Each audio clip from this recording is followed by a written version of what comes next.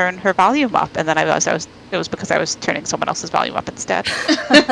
Oops. A good All of a reason. sudden, Marina's just screaming in your ear. Yes, exactly. Very literally that. Yes. All right. So who wants to talk about what happened last game? So, we started off by settling in for a siesta. Everybody had a nap, some in different places than others. And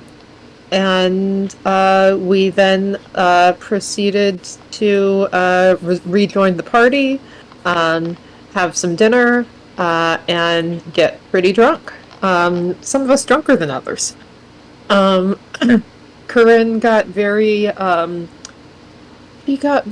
thoughtful about sunsets, because of the drunkenness. So that was fun. And then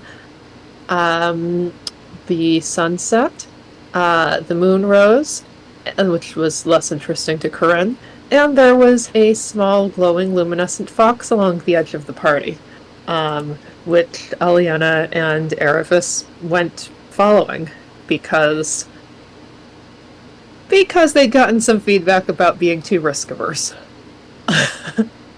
Because sometimes you just need to follow the bad idea. And so they did.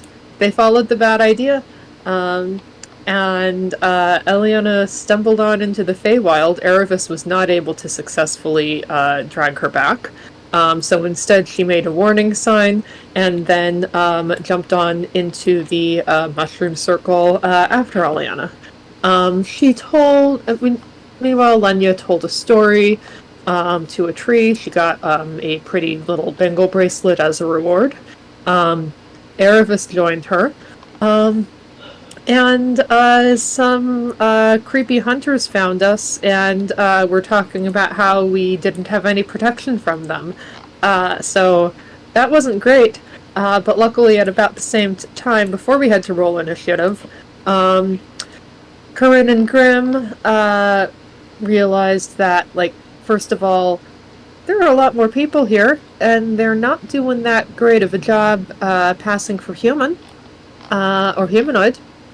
So that's probably fine. And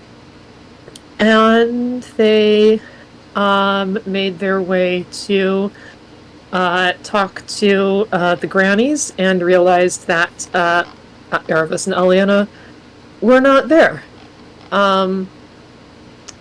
At which point, Callie had some concerns, and we figured out, at which point we found out that turns out the deal with her is that she's a Fey Queen.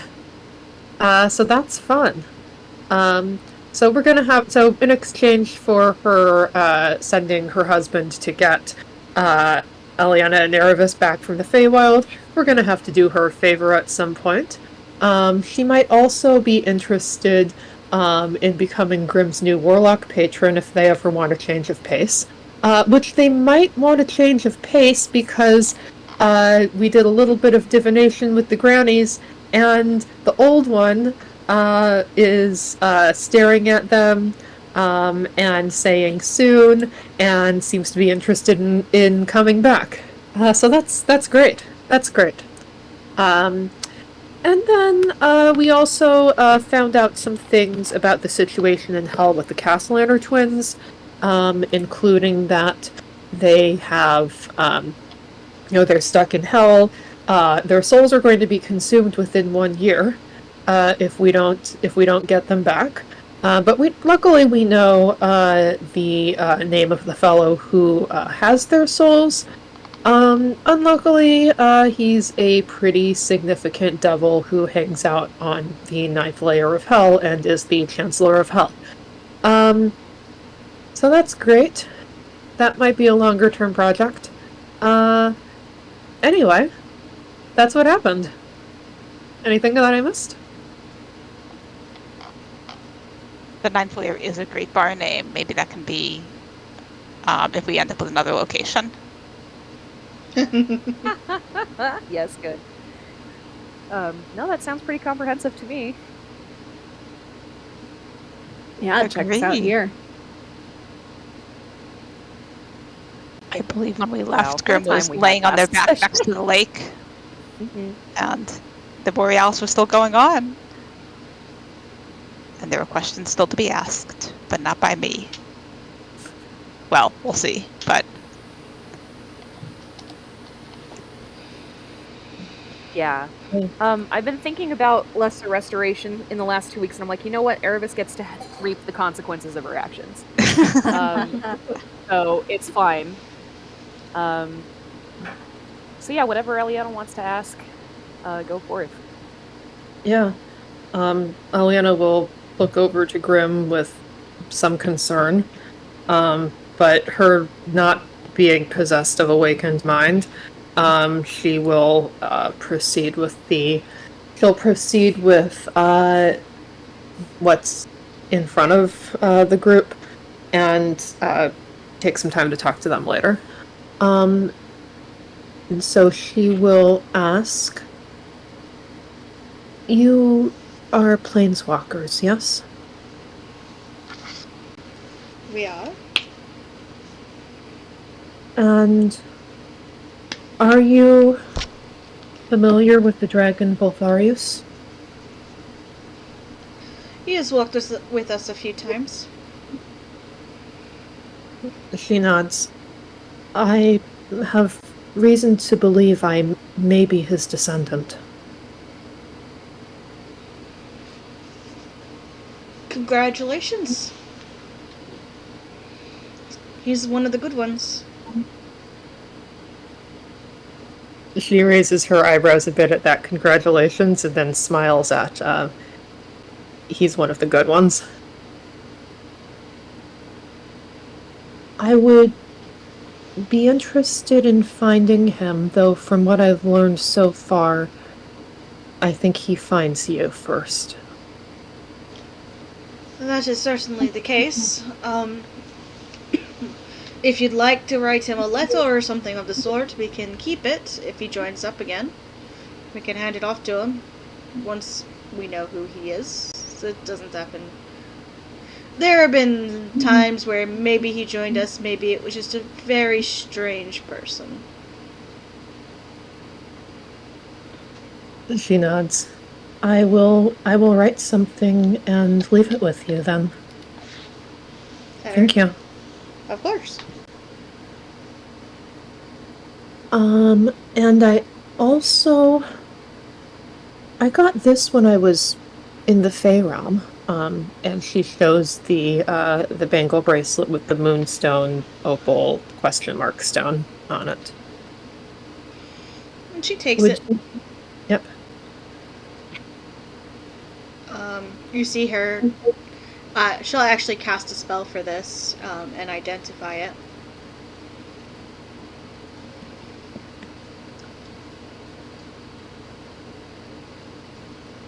Give me a moment. Let me just check my notes.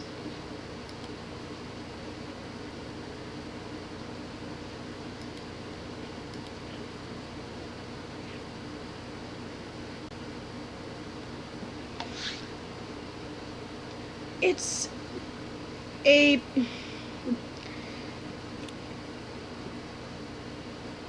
a traveler's bracelet. Once every 3 days, you can travel to a place you have already been. You basically can open a door to a place you have already been. Oh, wonderful.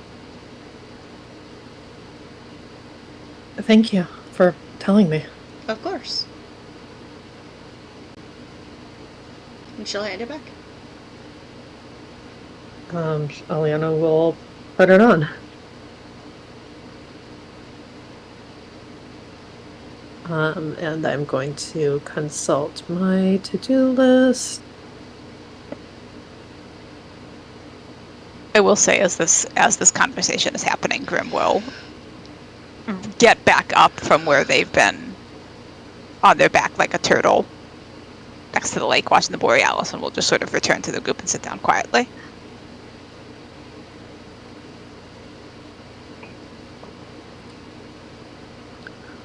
Eliana will, bop them on the shoulder gently, the way that she often does. And then I think she's gonna take a step back for anybody else who has questions to ask.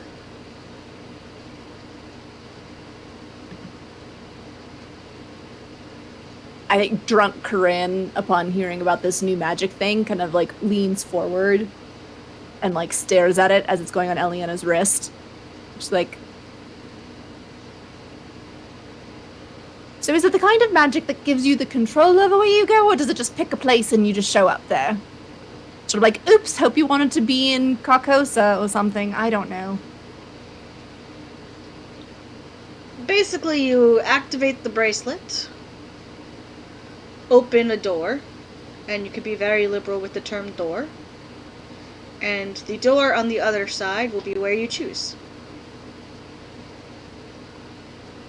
She kind of thinks about this for a second and then slowly nods approvingly. And points at it. It's like, that is proper use of magic.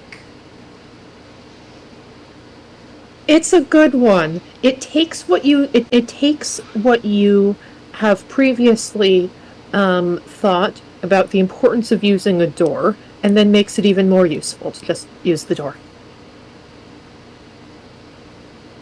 Corinne just kind of stares at her for a few minutes. DM question that I don't know how to ask in character. Does this require attunement? No. Okay. So Corinne kind of really stares at Eliana and she's like, but if it's just a door, why would you not just use a door? Exactly. Don't you remember when we encountered the pit fiend, and he disappeared using that cloak of his instead of using the door? Of course I do. It was remarkably vexing. Yes. See, we can do it by using a door. Corinne just kind of continues staring at Eliana, like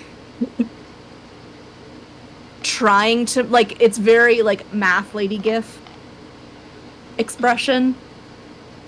And then she eventually gives up and just flops onto her back to watch the Borealis.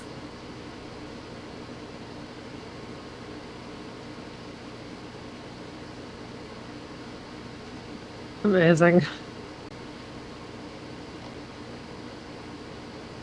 Thank you for all you have told us about Hell and Fultharius and traveling.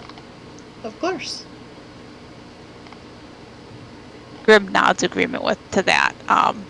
Is visibly preoccupied. Does not have anything else that they would like to say to Gertie at this time. But nods agreement to thank you. Erebus also has caught back up with the conversations. Thank you. We appreciate your knowledge and you sharing it with us, and also the excellent wine and welcoming us to your party. Of course, you're always welcome with us.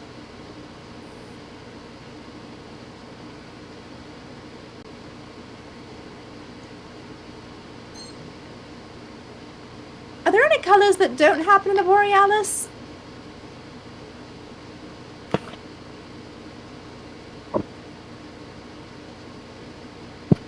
There's a lot of greens and blues.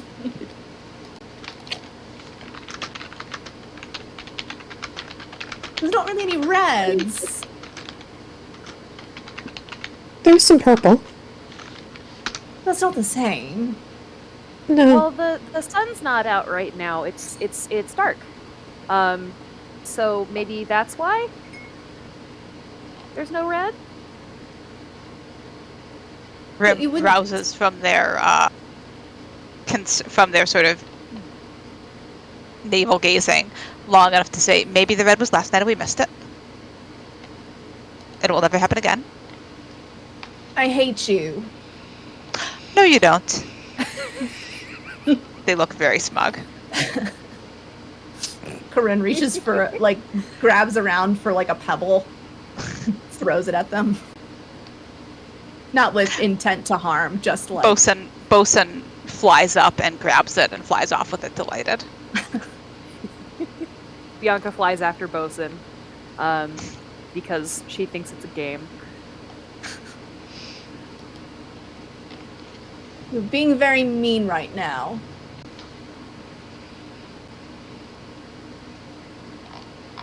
Is it past your bedtime? Is it past all of our bedtimes? The party's still going on, I don't though. have a bedtime. Oh, that's right. I'm going to stop talking now and let you two discuss that further. Well, we did just nap. I'm feeling like I'm not quite ready to sleep, but also I'm not gonna go running after anything else tonight. Oh, Yes, that's a good plan. There was dancing. There was dancing. We should go. Aravis, do you dance? Have you ever danced before? I do! I do dance. I wanted to dance earlier and then I didn't, but I will go dance now. Yes, I would love to see you dance. I don't think I've ever seen you dance before, and that the concept just finds me immensely curious. Elliot is looking at Grim while this is going on. Okay, let's go dance. Grim is looking at Corinne. Corinne, I'm may I not borrow talking you? to you. You are not. You are being mean to me, and I am am not being mean to you, but I was speaking- hoping to make amends to you through a task. Would you like a task? I am drunk. If the task involves drinking water, I am not interested. It does not, as a matter of fact. What is the task? Because I also very much would like to see Aravis dance. They're like glancing at Eliana and Erebus, not at Gertie. We can step outside and talk about it. We are outside! If in fact, We are. Eliana, if you and Erebus would step outside for a moment, Oh, okay. You mean outside the blanket? Okay. further outside, That's and then I'll explain to Corinne how this task does not involve drinking water, and is in And- fact in support of her larger goals. Which involves Okay. going to see Aravis dancing. That's correct. Let's go look at the aurora and not go too far from here, just far enough. Okay. You lead the way. Eliana does, in fact, she loops an arm through Erebus, because feels like Erebus could probably use somebody to help keep her steady. Correct. Grim Um, shoots Eliana one finger gun, Mhm. and says they'll explain later via Wake and Find. Eliana nods. As they depart, Grim's gonna look at Corinne and then look back at Gertie. Gertie is very much like paying attention to her cards and not watching you all. And Can't believe I got away with that. Did I get away with that? I feel like I should not have, but it worked. And it worked without Erebus seeming particularly suspicious. If I think about that too much, I will feel bad. They will stretch out on the grass next to Corinne. Were you talking Did- to me? I was talking to no one in particular, but now I'm talking to you. Hello. Get away with what? Sending Erebus away so that I could talk about her without her present. Well, that's your choice, I suppose. It is.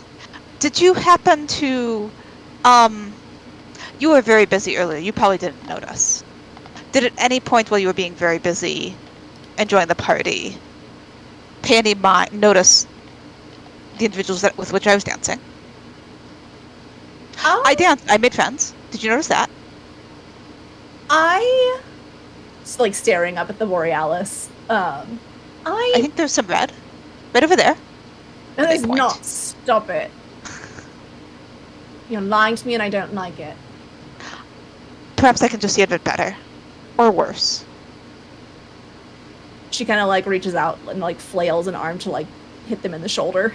They will try to catch her hand and hold on to it. It's uncontested.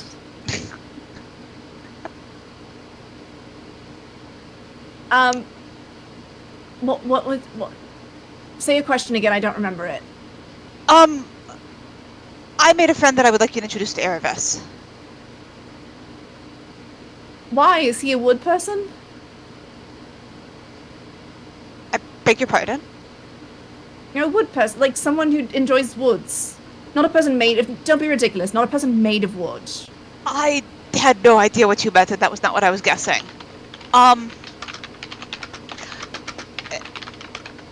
Grandmother, excuse me, is Nico, does he enjoy the woods? Nico? Grim nods.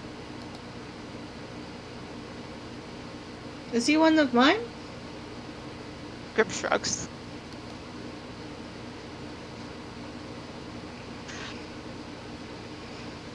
And looks back at Karen. I don't know. I didn't ask. But he's a very good dancer. I think you should introduce them. Why? I just think she needs to meet more people. There's plenty of people out there. If she wants to meet them, she'll meet them. I think she needs to meet more particularly charming and attractive ones, especially who are good dancers. So you see it as in service of getting to see her dance.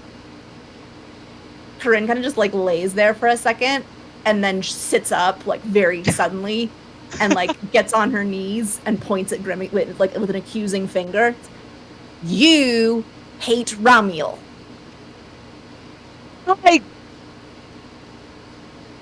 Maybe a little. I knew it. They just blink at her. I hate everyone. Present company accepted.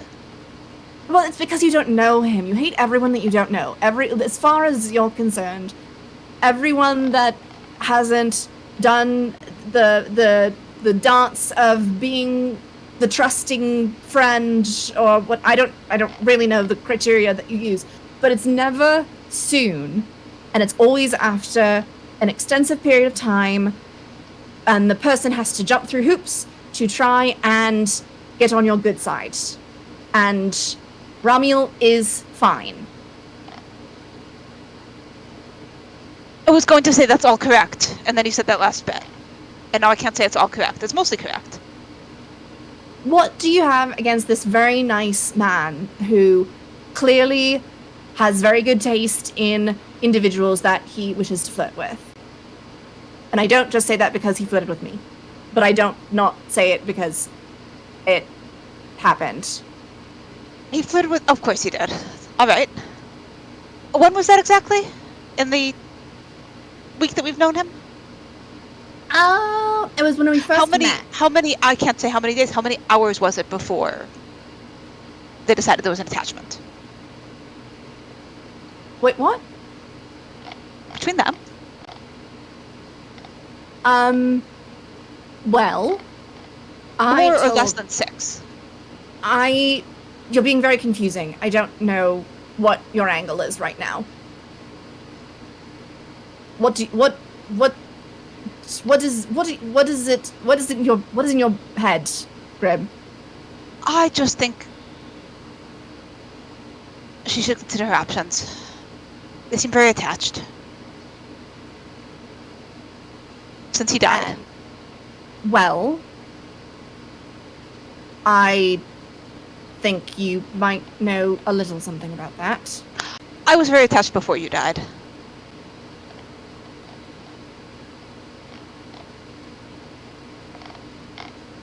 Well, I believe Aravis is adult enough to make her own decisions. I thought this was going to work much better. You're remarkably reasonable.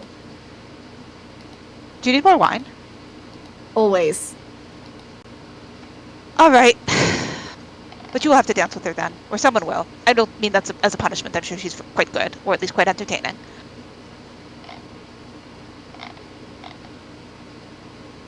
She kind of like looks at them, like leans back a little bit, like the look of like trying to assess what's going on. And then after like 15-30 seconds, kind of like just nods slowly. and is just like,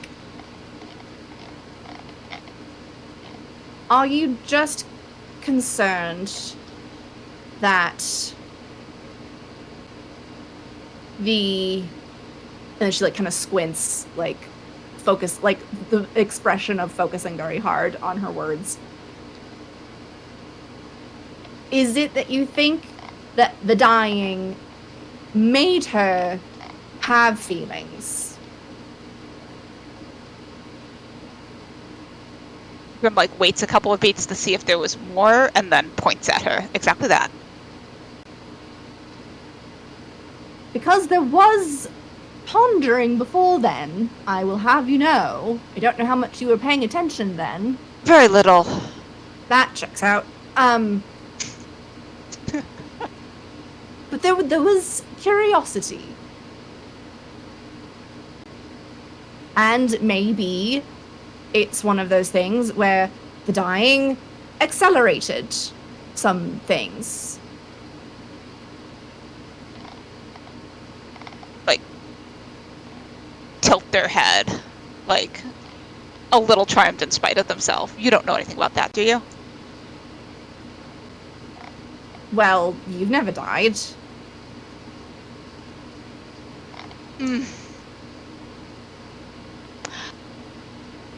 I don't know if that's precisely true, although you certainly weren't there for it if it wasn't. And B, I think anything else that I could say would not make for a more pleasant evening. Not because I'm going to disagree with you, just because then I would be thinking about things that I don't wish to be thinking about at this moment in time. Would you like to dance? If we can go and maneuver ourselves near where Aravis is dancing, yes. I think that can be arranged. And she kind of flops a hand out to them for them to take.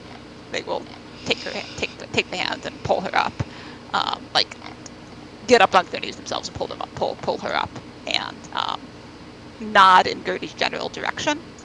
Were there any extra bottles of Fey wine around? Not around, but you know who to ask. Okay. They will pull, and Callista's not here right now, right? Is she? We moved away from that conversation to the lake, or You moved away from... where Callie was? Yeah. Callie's at the main party. Okay, thank you. All right. And they will pull Corinne up, and they will either head outside to rejoin Eliana and Aravis, or they will go to acquire the wine, a bottle of Fey wine on the way to doing that, whichever path is more expedient. Okay. As soon as they pull Corinne up, she insists on a piggyback ride. Oh, they'll allow it.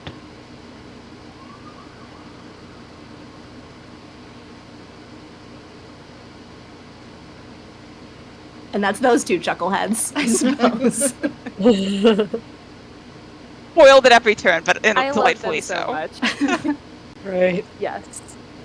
With one conversation that Aravis will never know about, but I appreciate as her pilot. Who knows? Maybe it'll come up at some point.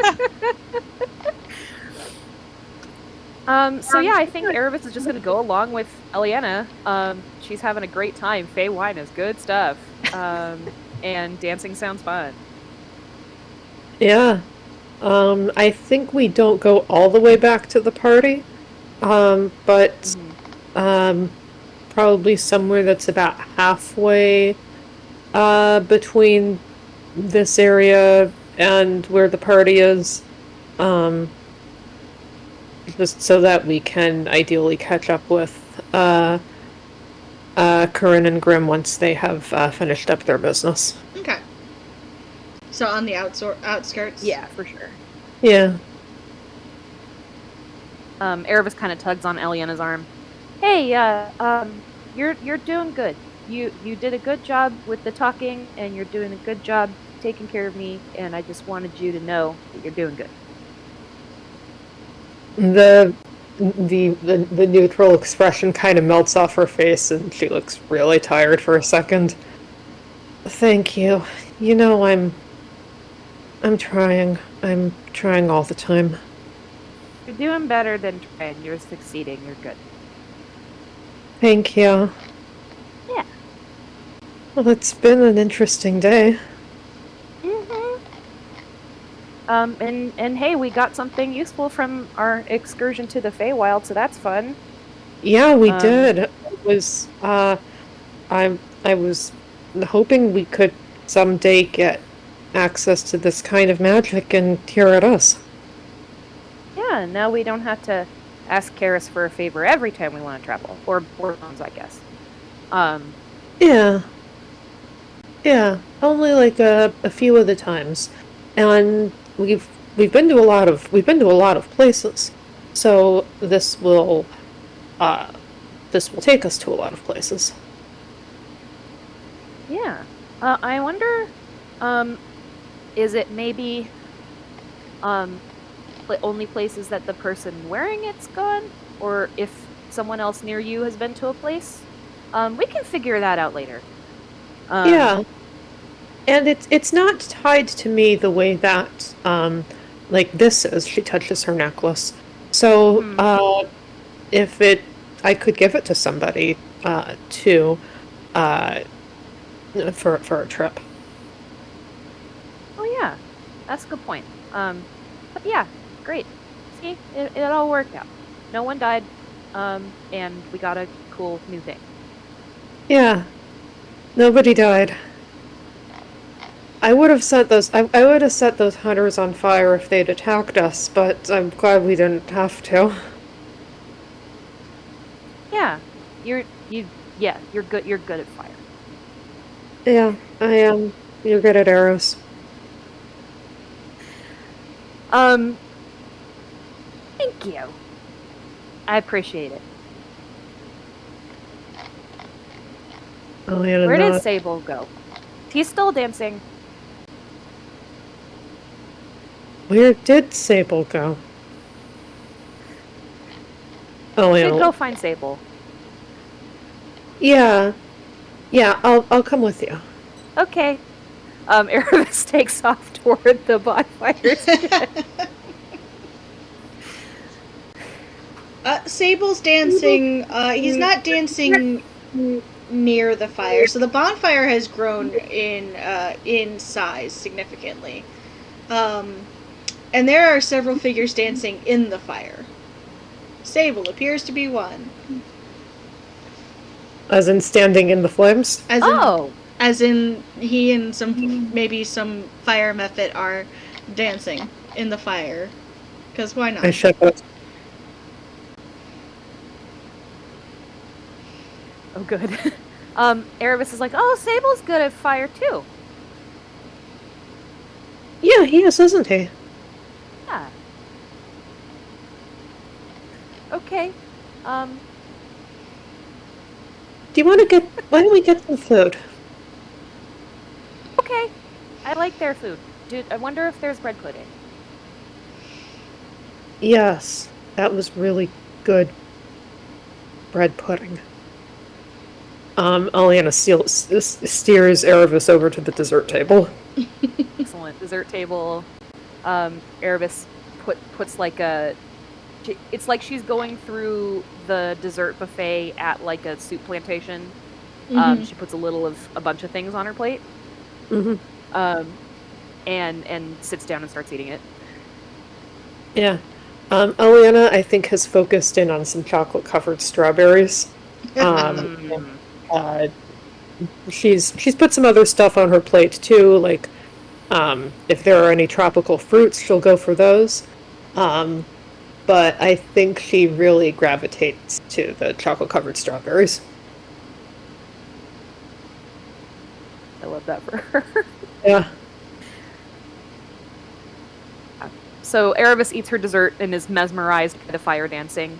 Did Ember come here, or is that a different one? That's probably a different one. That's probably a different one. Okay. Bet Ember would like it here. Yeah. Yeah, she probably would. It's a big fire. There's a lot of celebration. But I think she likes the last call, too. Yeah, it's true. I also like the last call. It's a good place. Yeah, it is. Grim has made it into something really special. Yeah, they're good at what they do. Yeah. did they go? And them and Curran. What was that? Oh, she rather muddledly asks where Curran and Grim are. Oh, they probably just haven't come over here yet, and Eliana will scan the room. And they'll come over when they're done, I think. Okay, that's right. They want to talk. Okay. Yeah. She continues eating her dessert. It wasn't a long conversation, so I think like if y'all want to continue talking amongst yourselves, I definitely don't need to crash that. But if you are looking for them to join you, I think it would be reasonable to see the piggyback ride emerging. Yes. From the since it sounds like you moved a little bit, probably from wherever the Fey wine was. So. Yeah, I think I've gotten what I was looking for out of this scene. Delightful. Yay. So yeah. And Grim is apparently ready to start drinking in earnest now, so the Fey wine is open and the bottle's being passed up to Corinne, and then I don't know if she's letting it go. But that would be a definite no. Okay, they will take a hearty swallow before passing it up. This belongs to her There's now. more wine. Yeah.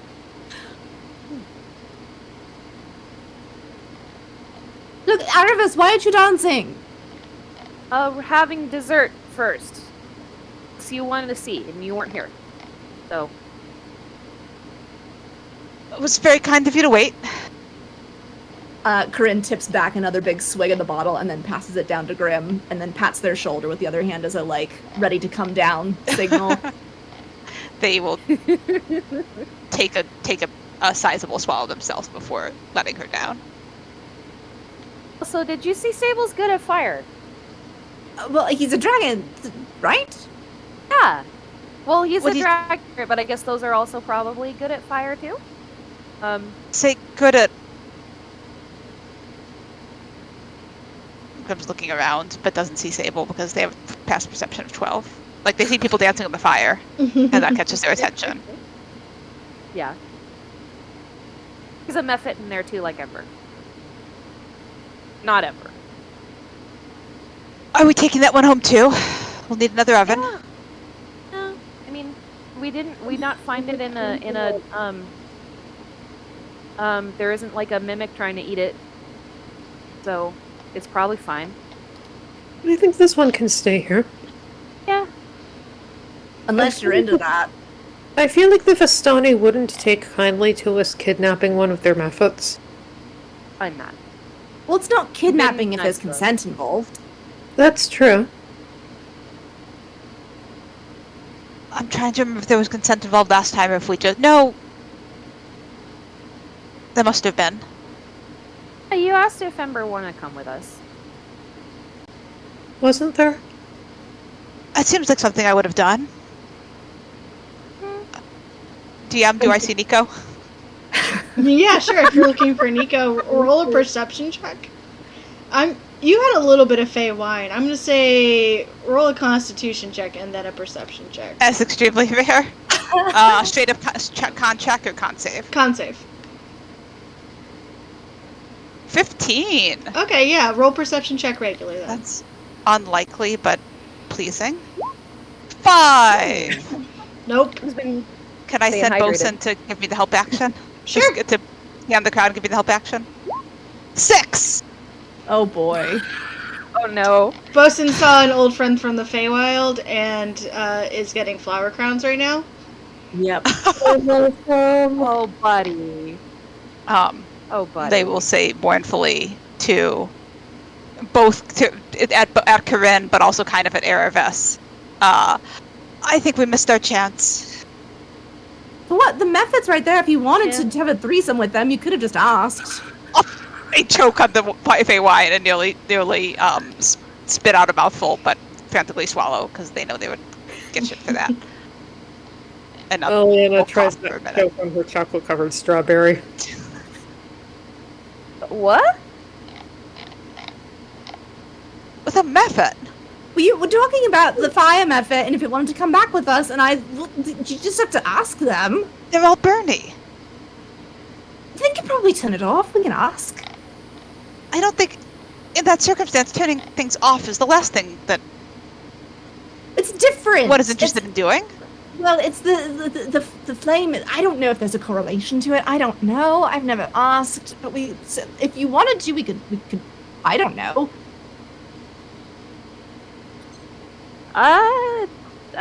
Okay. I mean, okay. That is what you were asking, right?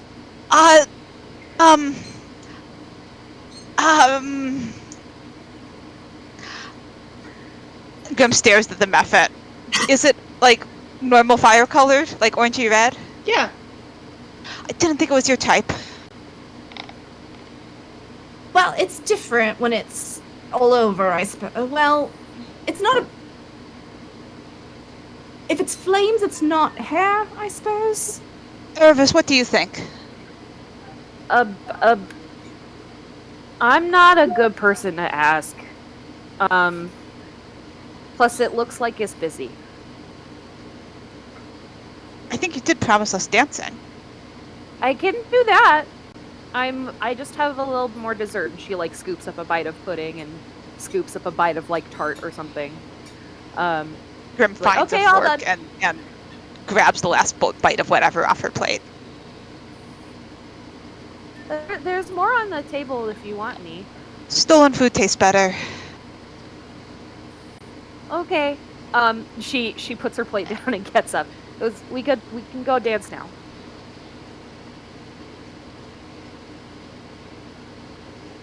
Yes, good. Dancing! And Corinne just, like, grabs Grim's wrist and, like, drags them towards the dance floor. Grim, like, was, like, Air starting to runs after glance towards Eliana, before as they get dragged away, but will allow themselves to be dragged. Is Eliana coming along? You know what, I'm gonna say that, yeah, she's coming along. She's the least drunk of everybody right now, and so, she's in babysitter mode. Delightful. She's so good. It will take Grim a minute to get settled in. Will sort of at the next pause between, like as the band's transitioning between songs, will drop into awakened mind. My plot did not come to fruition, but thank you for trying. Appreciate you very much. Is that awakened minds to Eliana? Yes, that's correct. Yeah. Eliana just goes look at them. Okay, she says to nobody in particular. It's to Grim, but but to all intents and purposes, because of awakened mind, it looks as though she's saying like, okay, to nobody in particular. Delightful. Grim will try to steal the bottle of Fey wine back. You certainly can try. Corinne is not letting it go voluntarily. Let's see. 22. Oh, that's real good. I don't know what it is to keep a hold of it. Let's call it dexterity. Yeah, they have a bottle of Fey wine now. Delightful. They drink a ill-advised amount and then offer it back. Corinne matches. Delightful. Con checks. You know what? Con checks for you. Con checks for your horse. Con checks for everybody. Guys are 18. Oh my fucking god. Wow! I only have a +1 to this. This is wild. Oh, good. I haven't had any more Fey wine since the last, or any more wine at all since the last one that I passed. Alright. That's gonna be an 8 for Erebus. Oh, good. Corinne has Erebus, gotten more sober. you have reached the everything is beautiful phase of being intoxicated. Please enjoy. Fantastic. Wonderful. Erebus is gonna immediately throw herself into the dancing with like a, yay, this is a party and it's the winter solstice and nothing is bad and everything is great and, and just like having the best of times. Alright. Delightful. Delightful. Yeah, logically speaking, I think the 18 just means Corinne doesn't get more drunk. It just means you don't get more drunk, yes. Yeah. Baseline's still the same, just not worse. You're not quite at snake juice levels of drunk yet, but keep chugging that Fey wine. We'll see where you go. Grim clearly hydrated very effectively earlier in the evening and is like there is no escaping the Fey wine, but they're getting drunk. I'm gathering a little more slowly than one might expect. Sounds fair to me. But like they're not slowing down, so eventually the bottle will run out. Yeah. It's fine. Yeah. Yeah. Yeah, I think we dancing the just- night away, I guess. Yeah, we just Okay. keep partying, I guess. Yeah. Party.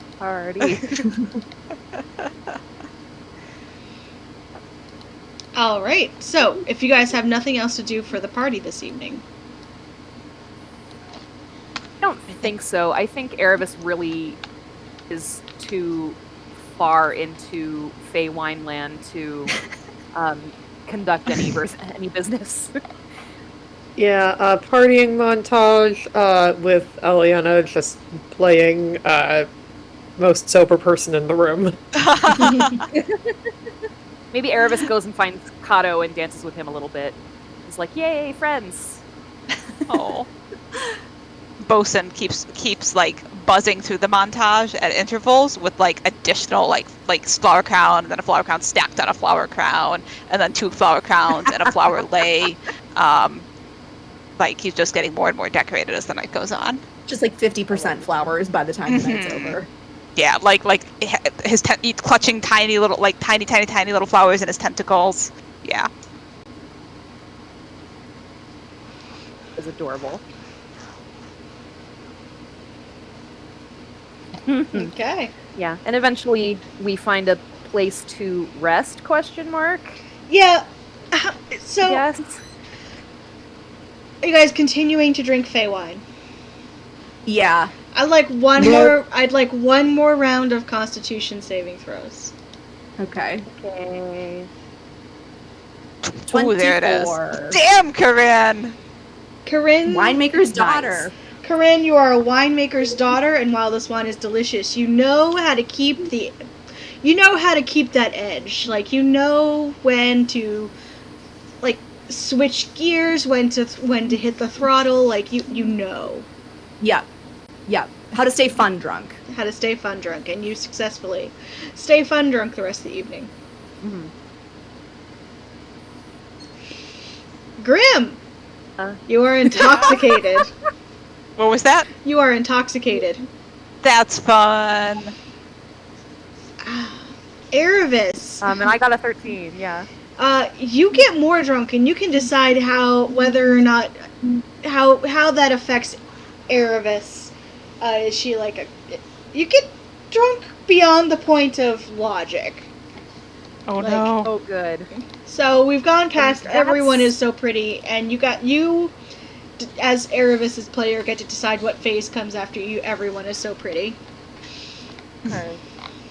Well, it's not walking into the fire to dance with her dragon because she does have just a wee bit more sense than that. But maybe it's, oh, the world is spinning. I'll just like lie here on this nice patch of grass, Okay. and watch the Borealis some more. Sleep on the grass seems fair. Yeah. At that point, Eliana is going to, I think at that point of drunkenness, she's going to spring into action and just like, all right, I always let people have fun, but I am concerned about you. So, Oh, okay. That's fine. I'm fine. you're getting a lesser restoration. Okay. Does that completely cure it, or does it just make me less drunk? No, it completely cures it. Okay. Cool. So Erebus is kind of staring up at the sky, and suddenly the world is no longer spinning. Oh! How did I get down here? You were very drunk, and you were things were spinning, and you just needed to lay down on the ground. Oh. Okay. Thank you. I appreciate that. You're welcome. I was concerned that the next step was going to be significantly less comfortable for you, so You're a good friend. She Thank lets out a you. yawn. You good? You good? I'm good. Okay. I guess I'm starting to get a little tired. Now that you're yawning, I'm feeling a little more tired than I was before. Okay. I guess we should find a place to camp. Where's Yeah. Grim and Corinne? I think they're still inside dancing. Okay. The dragon was in a fire earlier, wasn't he? Yeah. Yeah, he was. It didn't seem like Okay. it was moving him in any way. No, he's a dragon. Well, he's a dragon spirit. So And he's obsidian. yeah. Okay. Well, cool. I'm gonna go find him and just make sure he's still fine and not tired. Yeah, I'll keep you company and also, see what Corinne and Grim might be up to if they want to be found. Okay, I'll meet you back here in a few. Okay. Wait, I'm going. Go ahead. Oh, wait, I'm going with you. Oh, right.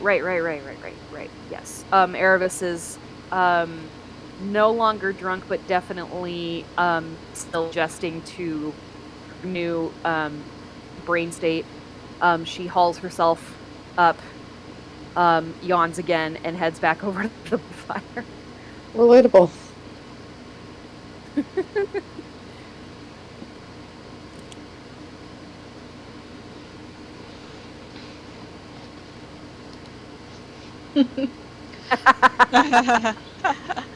I imagine this is like being hungover, but without the terrible side effects. Yes.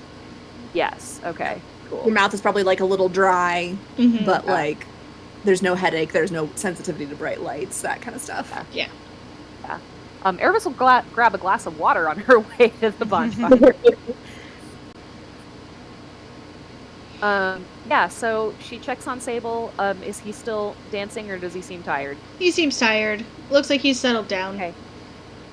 Okay. Come on, buddy, let's go find a place to sleep, okay? He definitely he turns into a cat and follows you. Oh, I pick him up. And then I collect Bianca, who has probably been trying to get some flowers from Bosun. Oh yeah, he is. I'm trying to think about relative sizes. I don't know if the flower crowns fit her, but he's draped like 3 of them are like over her head and like around her neck. So like she has like 3 layers on. That is adorable. So they're probably a little bit too big, but she's delighted. She's just running around with like little flower crowns around her neck. And comes back and is very satisfied and perches on Erebus's shoulder.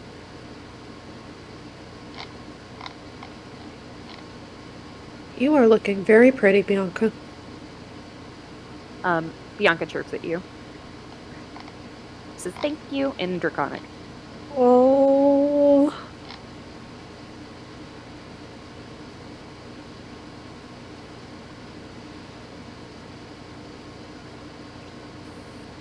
She's got that one down pretty good. She's so cute. But yeah, and then we go looking for Grim and Corinne and also a place to rest, I guess. Okay. Yeah. So there are several places to rest. Any of you guys planning on revisiting places you've been before, perhaps? Where are you guys camping? I think the question for me is, Grim has probably come up with some bad ideas in the interim phase. Oh, that's fair.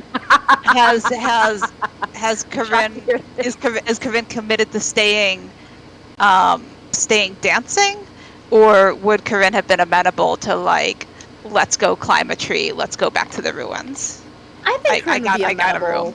I think Corinne would be amenable to some shenanigans. Like, I think there's a very strong possibility that when Erebus and Eliana go looking for the two of them, they are just nowhere to be found. I think I was thinking that too. Like, I think they definitely kept dancing for a bit because Grim likes to dance, and Corinne seemed into it, and this is a great party. But yeah, I think they're probably just not there. Yep. Because it seems like it's been a bit. Mm-hmm. Yeah, that's fair. Oh no. Did they go? I'm glad I put that sign by the mushroom circle earlier. But I don't think that they would have. I don't know. I don't even. Fade wine is weird. It is, but they knew what happened to us, and so I don't think they're about to do the same thing. No, probably not. So we should probably look around for them. Can I like a survival check to track them? Sure. Okay. If you really want to, Erebus. Well, okay. Erebus probably is not. It's your call. Yes. 14.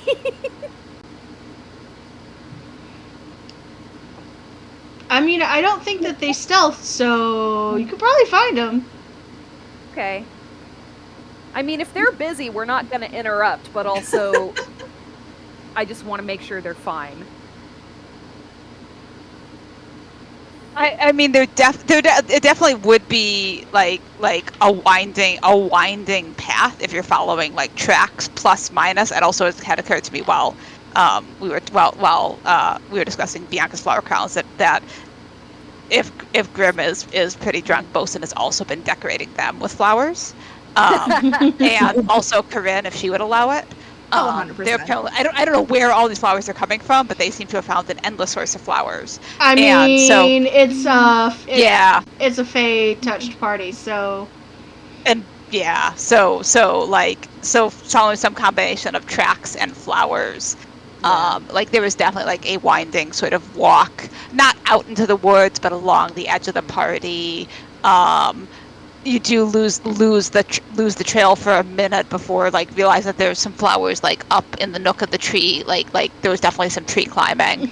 And then like down back by the lake, not by Gertie's tent, unless Corinne would have wanted to go over there. But like there was definitely some more like laying on the grass watching the borealis. Possibly a little night swimming. Okay. Seems likely. Yeah. And then want like heading back towards the ruins. Okay. So once Erebus is convinced that they have not gone into the woods, she's like, okay, well, they're fine.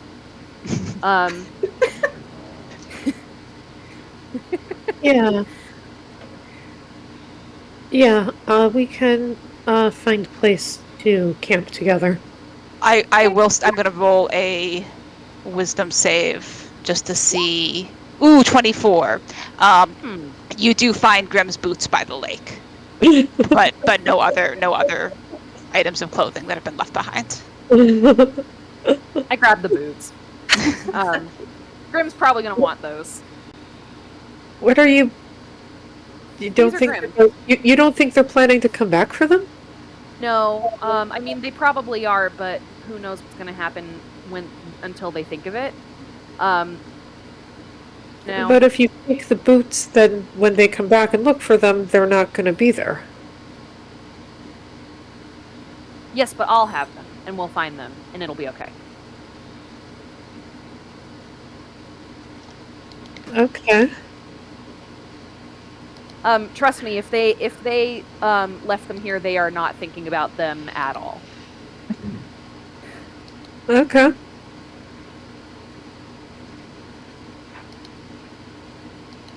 Right. Cool. Well. Lead on. I mean, if you know a place, if not, we can scout.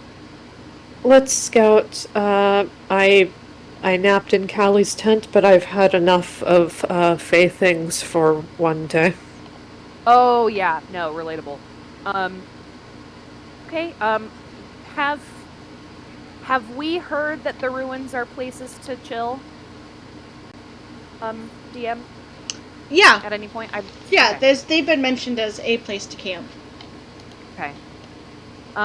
So maybe we can see if one of the rooms in the ruins is still open, or if there's a place we can camp.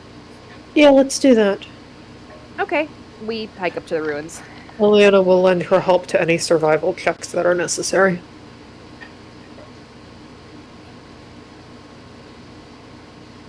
Yeah, if I need to roll one, Heather, I certainly can. Oh no, you can. Yeah, it's not a problem.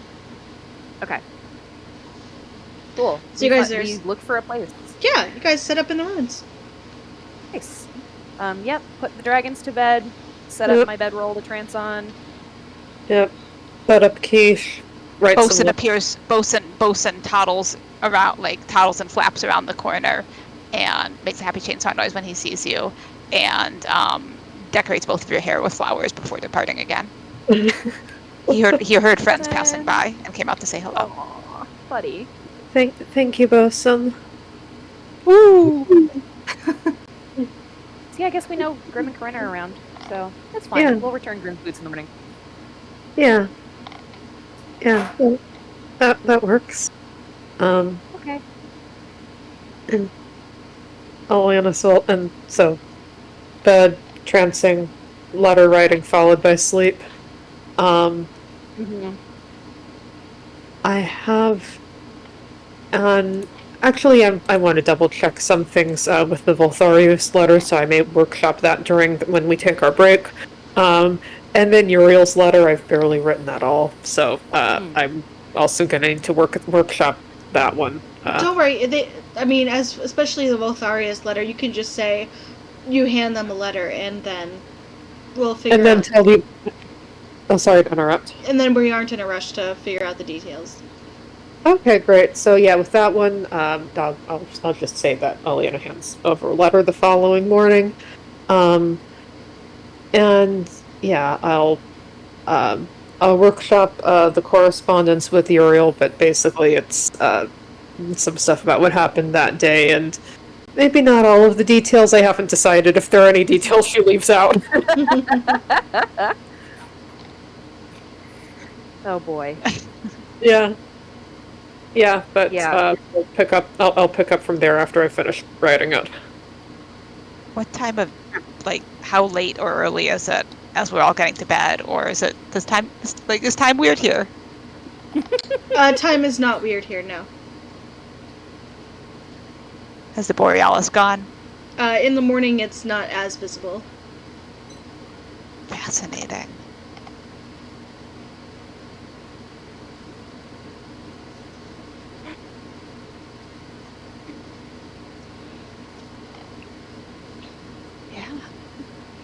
Okay.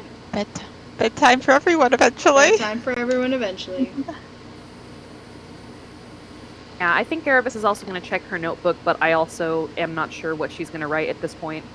So that can be put a pin in for later. Okay. Fair enough. So, everyone wakes up the next morning. On the correct plane of existence. Huzzah! Better. Love that for us.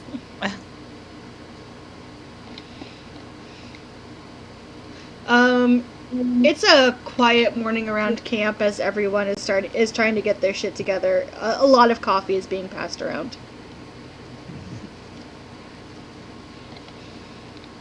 I will. Go ahead. I will Go to find Grim to return the boots.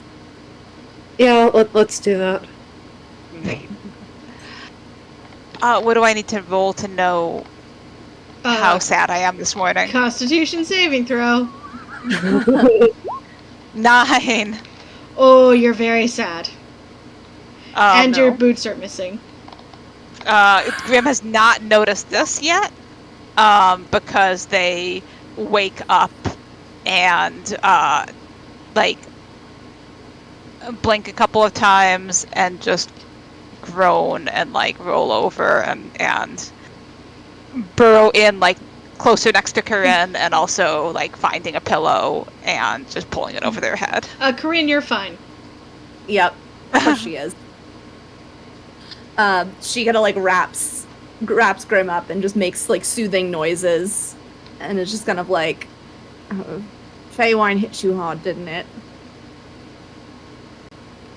Don't talk, please. All right. Too loud. Okay. And just continues just like murmuring softly and like just patting their head a little bit, like for whatever amount of time seems appropriate until a point is reached where she's just kind of like, okay, I'm gonna go get Eliana. Like this is. I was gonna say this feels like the point at which the boot delivery arrives defines them.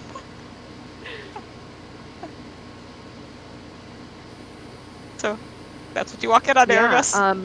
So oh no. She kind of gently puts the boots near the door and then waves Eliana in. Corinne looks up and kind of like puts her hand, like gives like earmuffs around Grim, like, and just kind of like looks at Eliana and like does the head jerk of like, please come in. Right, Eliana gets her staff of healing out of the bag of holding and taps Grim on the shoulder to cast the lesser restoration for them. They whimper. And then there's a long pause. And then they whimper again, like in a sort of less pained and more like embarrassed way, and throw in and pull the pillow closer, more over their head. There's a very muffled thank you that emerges, like very very quiet and very muffled, but understandable. Yeah. Corinne just kind of looks at them. Sorry, go ahead. I am not judging you. Corinne just kind of goes, looks at the other two, and she's like, "We'll meet you for breakfast." Okay. All right. Found Grim's boots by the lake. Either. Corinne just nods. Erebus tiptoes out. There's another very, very quiet and muffled thank you from under the pillow. Corinne will mutter kind of like more soothing nonsense for a little bit until Grim's ego has recovered. It'll be a minute, but not like it'll not like 20 minutes. Like we'll join y'all probably 10 minutes later. Excellent. In the interim, perhaps we have secured some tea. From Yes, who? delightful. So from who? I guess would be the question. Ooh. Ah. I mean, if I run Ducato, I would probably ask about that because he has proven himself a safe person to ask about things. Yeah, sure. Kato will let you use his fire, and he has food to spare, so. Thank you. Did you have a good party? It was good. A little loud this morning. Everything feels a little loud this morning. Yeah, that's fair. She distinctly lowers her voice. Oh, are the two of you friends? Yes, I've met up with the Vistani before, and Kato was there last time. He's met Bianca. It was, I think, right after I got Bianca. A couple years ago. Well, it's nice to meet you. I'm Eliana. I've been traveling with Erebus. Miss Eliana is a member of the party that I came here with. Our other two are recovering as well. There's a lot of recovery going around. That Fey wine, like I am a lightweight with normal wine. That Fey stuff really hits you. It's like twice the strength of normal wine, yeah. Yeah, okay, cool. Though, real good. Yeah.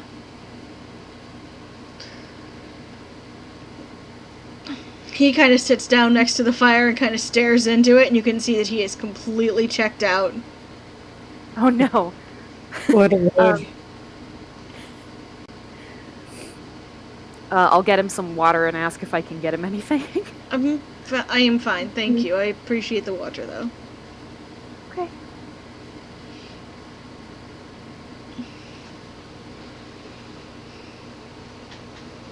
Are there breakfast foods around, or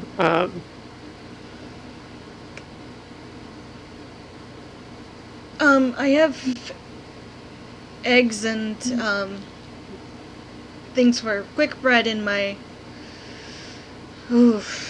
saddlebags. I think the next question I have was, is Grim going to be offended if we eat with somebody else? And I think the answer is probably yes. Well, I mean, we found their boots, though. Yeah. I don't think it does, but I mean, I'll leave it to you. I just feel bad, like, expecting them to make breakfast for us, considering they were just, like, real sad about the amount of Fey wine they drank last night. Normally I would agree with you, but for Grim, I think making breakfast is what they do, and they would feel worse if they were not able to make it. Okay, that's fair. Well, my Carl, fire... can we make anything for you? My fire is your fire if you make some for me. Okay. We'll wait. I'm sure Grim would be delighted, because they won't have to use their own stuff. I don't know. Erebus sends a look toward Elena, like, help.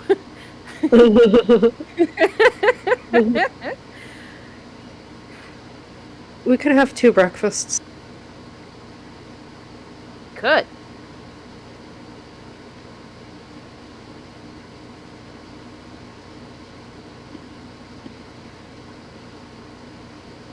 We can, like, do up some cooked bread while we're waiting, I guess. I'm not making you all breakfast. If you want breakfast, you can make it.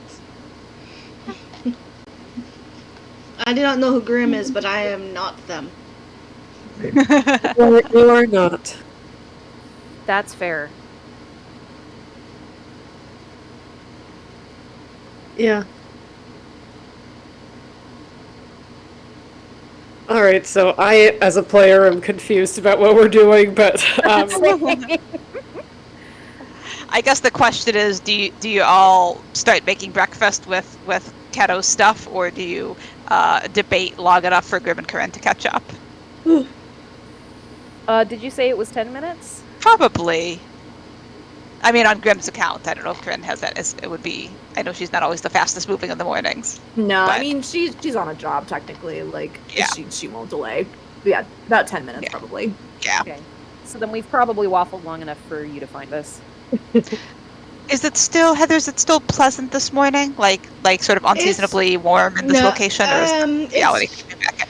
The reality seems a little stronger this morning than it was last night. Last night was a bit magical and a bit special. This morning, it's a bit chilly and a bit damp.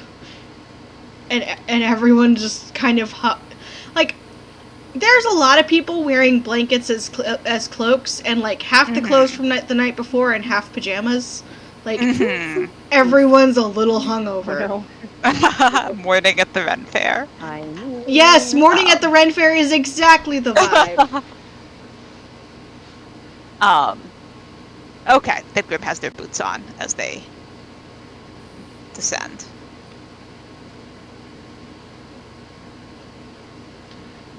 Did I hear my name? Then Erebus caught them. Yes, you did. We were just saying how we would never ever try to make breakfast without you because we know how much you care about it. Insight check. No, insight check. 12. 20. Okay, let me goodness, is that a wisdom save, I guess? or a deception check? Deception check? I mean, it's true. Against their insight. Okay, sure. Wow. Nat 20! Wow. Grim just side eyes you. Quite convincing smile. Like they feel like this is fishy, but they're like they believe you're they like it's the side eye of like I know you believe what you're saying, but also, and then they sort of start looking around for breakfast foods and just if Kato stuff is visible, they will co-opt it and start cooking. Kato is like, I don't know what is happening with breakfast. My food is there. Help yourself, and points to like a large trunk on the side of his Vardo that's been pulled out, but he is not moving from his chair. Like he is patently not moving from his chair.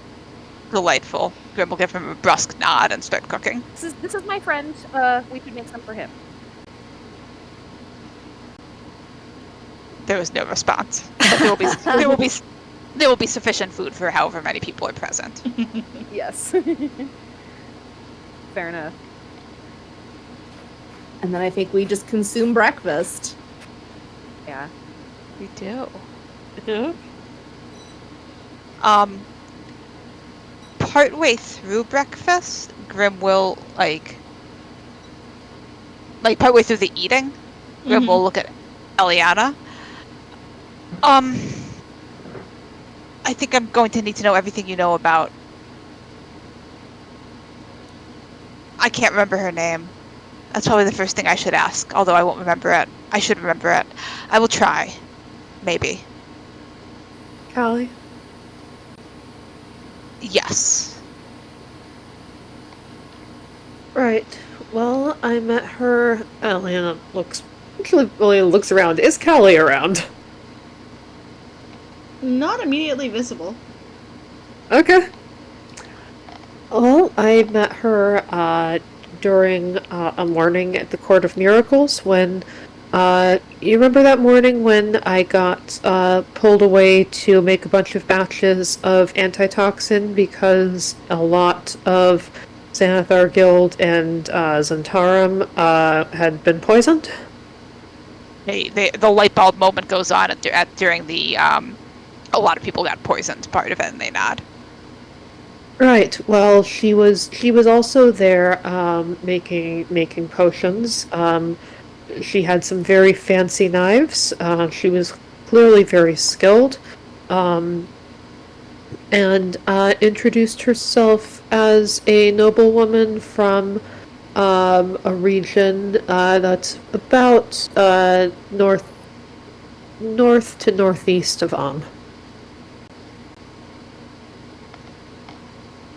I suppose the Feywild could very well be to the north to northeast of as well, because it's overlaid over our world.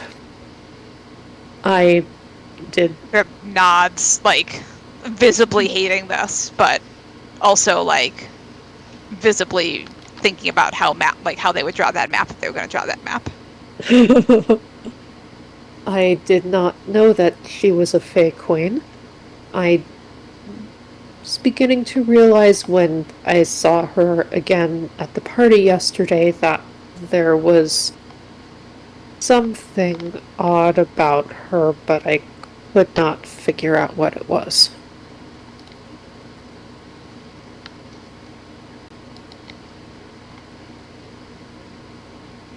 She seemed very nice, but I just got this weird feeling.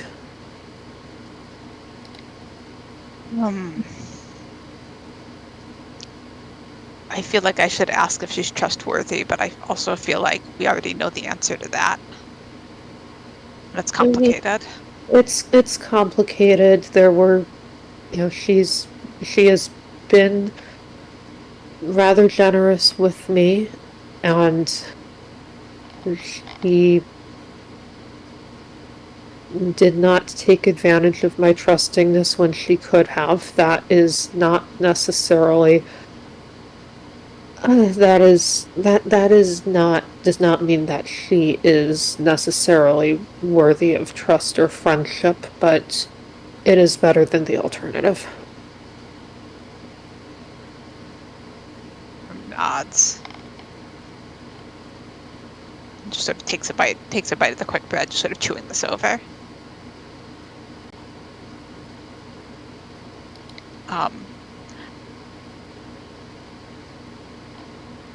I would like to try to speak with her this morning before we depart. And then I think, is there anything else we have to do here today? Or do we head back? I have a letter to deliver to Gertie for Votharius if he arrives and travels with this group. And then Erebus, was there the Yeti? Oh, right, yes, Bellyard. If we could drop by there before we head back to Waterdeep, just so I can tell Ilya that it's taken care of, I would appreciate it.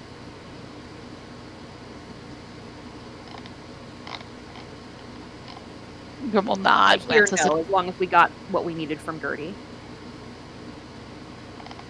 Grim will nod, glances at Corinne, see if she has anything. I would just like to make sure that I have done a thorough sweep of the campsite to make sure that I have not left anything behind.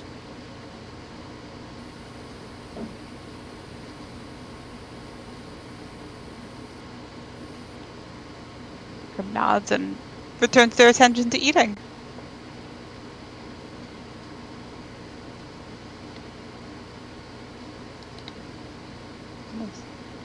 Content to eat in silence unless anybody wants to chatter and then do those things. Yeah.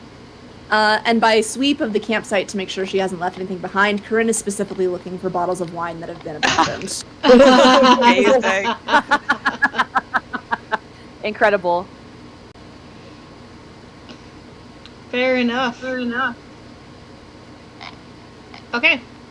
So Grim wants to talk to Callie, and Eliana needs to write letters, and Corinne wants to take a sweep of the camp to steal Fey wine. Yep. I would Nice. also like to come along for the conversation to Callie. Salvage Fey wine. Salvage. Rescue. Ensure it Keep gets in the line. respect it deserves. Erebus will tag along for the conversation with Callie. Corinne will definitely not.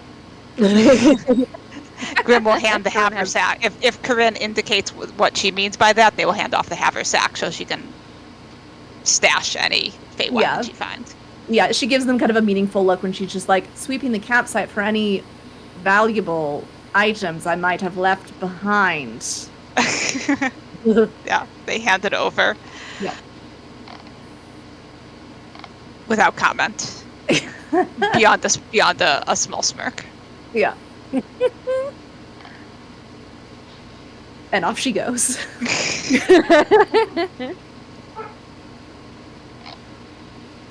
Okay.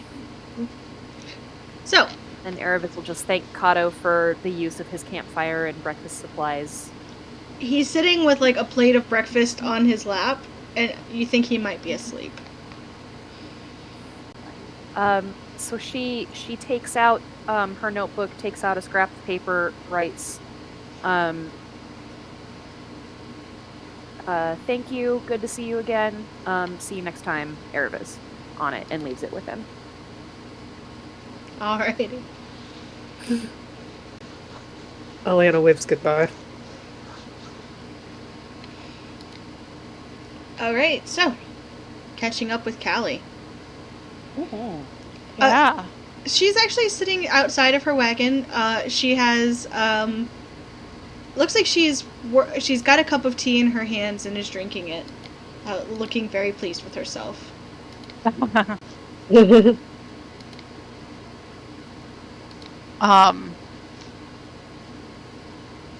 I think Grim's good. I also question about the sort of impromptu vine tattoo. Mm-hmm. How pretty is it? It's real pretty. Okay. I'm imagining simple but intricate. Yes.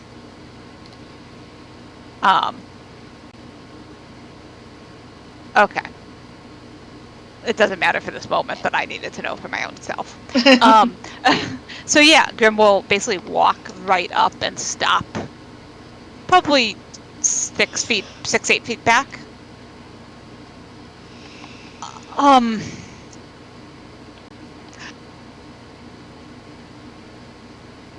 What favor would you like or have of me? Well, you don't fuck around, do you? Have a seat.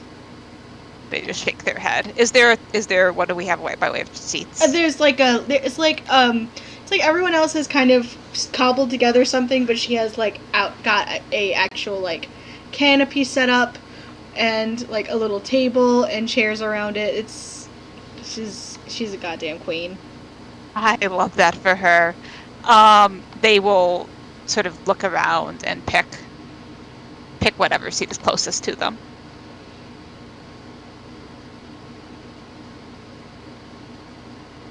I will also sit. And I'll sit on Grim's other side.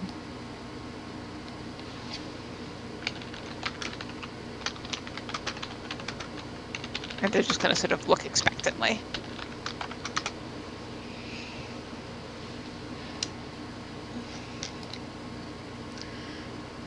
Give me a moment. I think they are sort of like, without quite realizing it, like have their other hand clasped around their wrist over the tattoo. Mm-hmm. Not like trying to cover it, just like they are aware, conscious of its presence. Which none of us can see. That's true. That's true. They may have forgotten that. They had a very full night.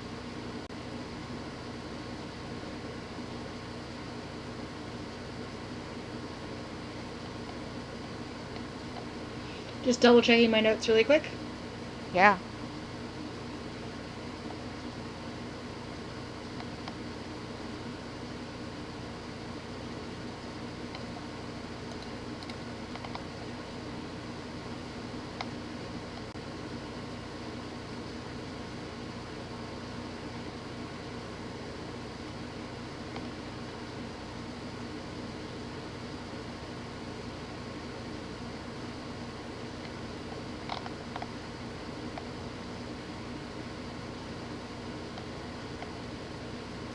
Two.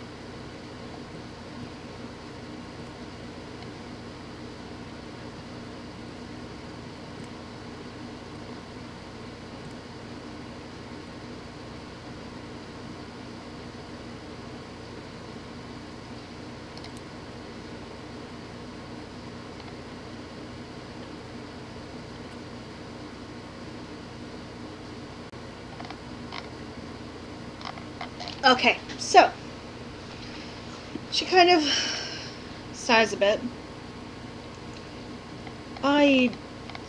So, are you a word things delicately sort of people, or a just out with it sort?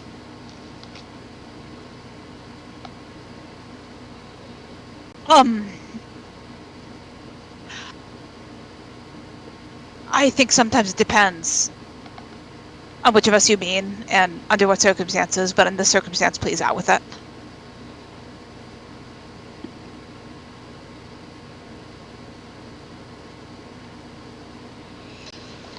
So,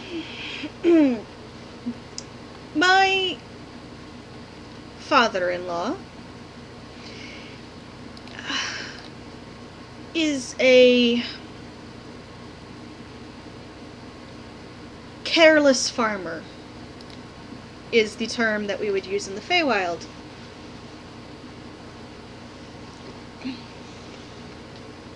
believe the Grim two... does not appear comprehending. Huh? Grim does not appear to comprehend this term, Mm-hmm. like visibly. So, I believe the common folk would call it, man whore?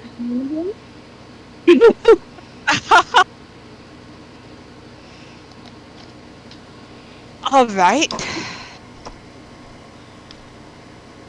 Like still not following, but now in a different way. feel like she's looking at Corinne like Corinne gets it. Corinne's not here, right? But Corinne's not here. Oh, for this Corinne's never conversation. here. Never Yeah. mind. And like Grim understands the new term, just doesn't understand what it has to do with their favor. So, he had a daughter known as Maro. I'm sorry, could you repeat that? I got a Maro. little garbled. He had a daughter known as Maro, Ah, thank you. who lived primarily in Waterdeep. Fell in with a noble house. Had a very quick wedding with a Waterdavian noble. An even faster birth with the Waterdavian noble. And passed away during that birth. Her daughter, believe is named Juniper. And her father sucks.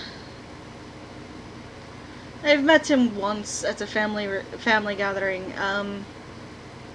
Anyway, Juniper has fallen off the face of the earth, which is not unexpected, but she is 16. And I would prefer if we know where she is. Because 16 is about an age where you start getting in big trouble that cannot be easily fixed. Gonna roll a deception check.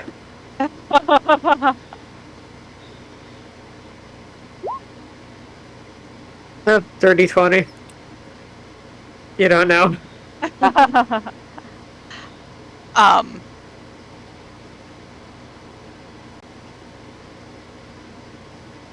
Grim is sort of looking at Cal, like waiting to see if she's going to continue, or if that was the substance of the favor. I'd like her located, and reminded that her mother had family as well. I don't know what happened with her father.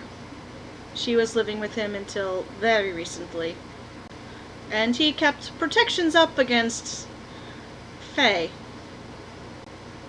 So. And then the choice what to do is her own.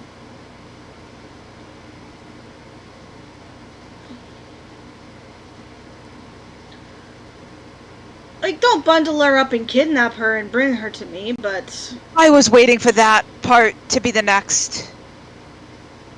That's very good. I would prefer she come willingly. But...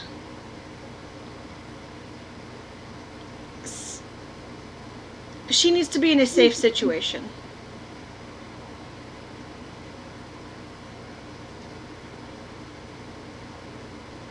So just find her and present her with her options is the favor? I would like you to convince her to come back under our protection. Can I insight check this? Yeah.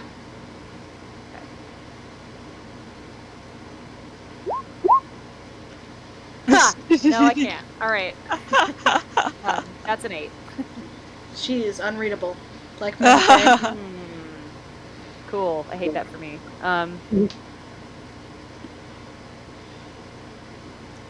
Do you know who the father was or is?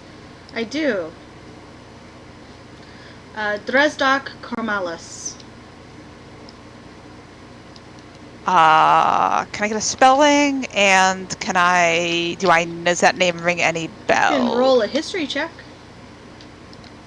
Ooh, that is not how I spelled it. Excellent. This is a much cooler name than I.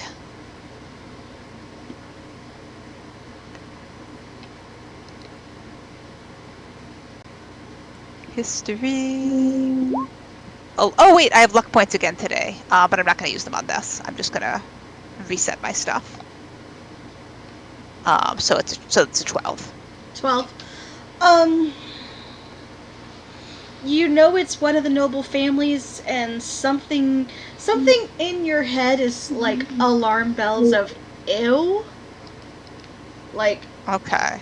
the squick factor is high. You come Mhm. from a time in fandom, you understand that's Yeah. like something about the word squicks you out. About the I name can't place specifically, it. but you can't place exactly. All right.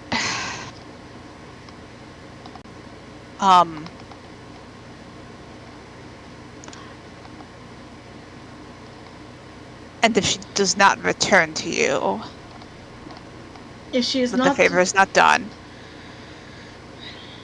If she is not returned to me, then I would like at least a location so I can check on her myself to make sure she is fine. Actually fine. I will settle for that, but I will be unhappy about settling for that, if you catch my drift. They look down at their wrist and then look back up at her and just nod. All right. What is your time frame?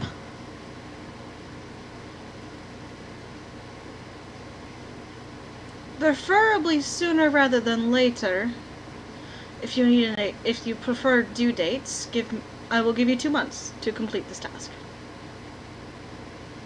All right.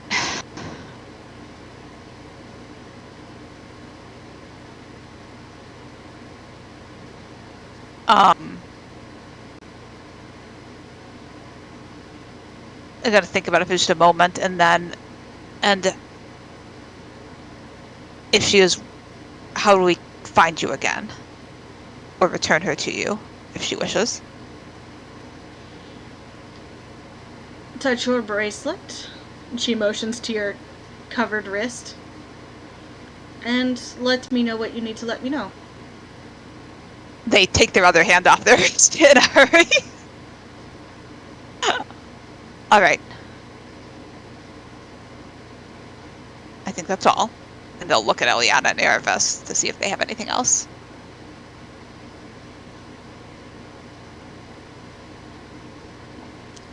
Nothing here. Nothing here either, I don't think. Just a deep, unsettled feeling about not really being able to tell if Callie's sincere or not.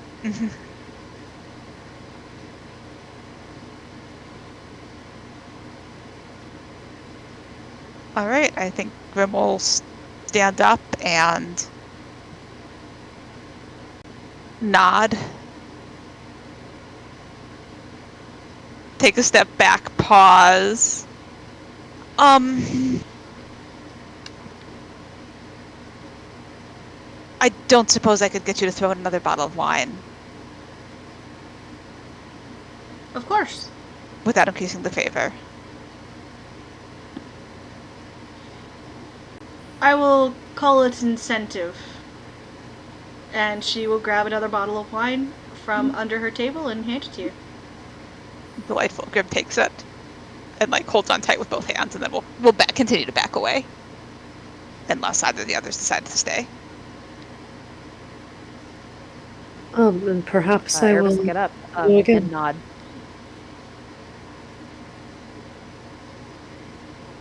Was that Rebecca?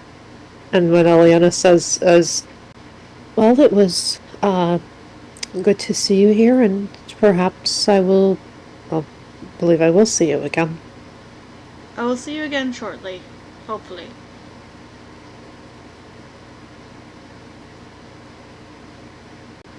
And we're out. Yeah, we depart. And fly. Yeah.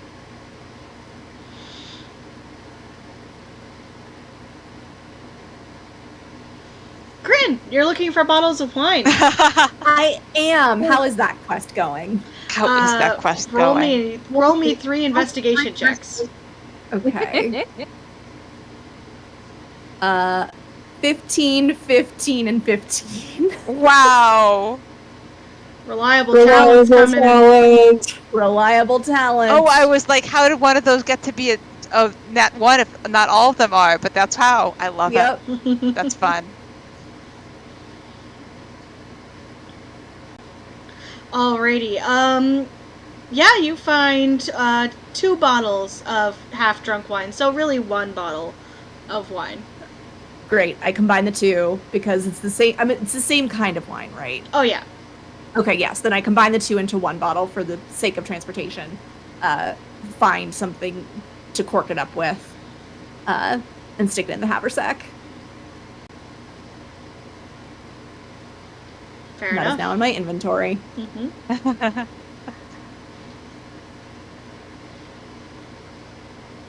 Delightful. And then we'll meet up with the rest of the team, looking pretty chipper and pretty pleased with myself. Grim will just walk up and put the haversack, put the extra Fey wine into the haversack without taking it back from her, unless she hands it to them. But She'll pass it to them. But she looks very pleased. Where did you get that? oh, It's if a you'd come fresh with us, one. you would know.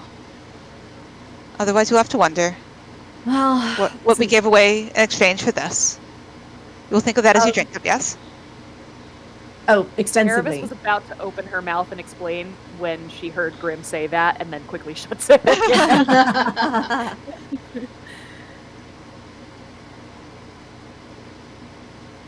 So the conversation went well, if this was your result. Like looking at the others to try to gauge their opinion. It could have gone worse. I feel as though we've done similar types of quests before. Right. Yes. We know what the favor is. Okay, your tone of voice is not enduring me with a great deal of confidence. What is the actual task? We've been asked to locate the daughter of a Waterdavian nobleman and a fae, and to persuade her to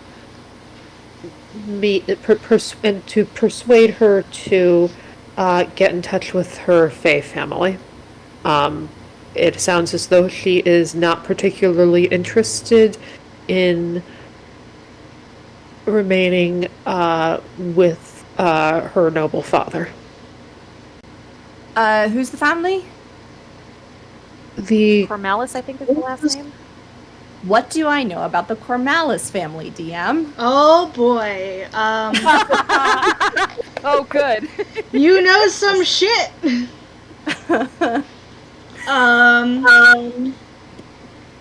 They work with mercenary and other odd jobs. They definitely had a large scandal very recently because of Let's go. What? Sorry, I keep getting echoes. Yeah, I think Rebecca, if you could mute. Yeah, thank you. Sorry. So they recently ran into a large amount of scandal for dabbling in slave trade. Oh, Ooh. good. Yeah, they've been trying another one. Yeah, they've been trying to, there was a lot of, like, abdications and, shaking up which, who's in charge now. The eldest son is actually a paladin of Tyr. Oh, interesting. They have a villa in the North Ward. And their villa is more like a walled compound.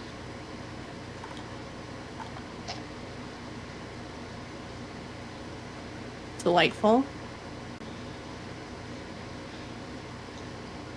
And there's actually a set of brothers. There's Harkis, who is champion of Tyr. Paul, Dresdark, Halbritter. Or actually, those are the 4: Harkis, Paul, Dresdark, and Harlbritter.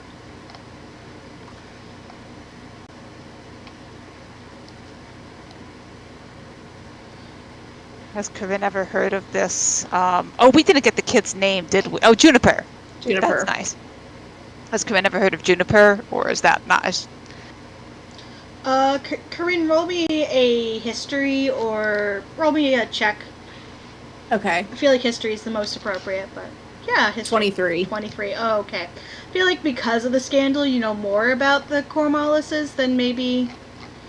You know that Dresdark had a wife, was married for a very short period of time, and there was some rumors about whether or not her finding out about his multiple mistresses was the reason she died, or whether she just died in childbirth because that's what some nobility do.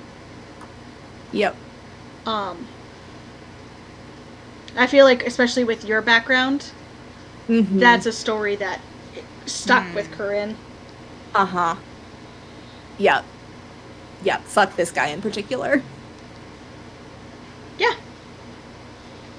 That seems fine. Yeah.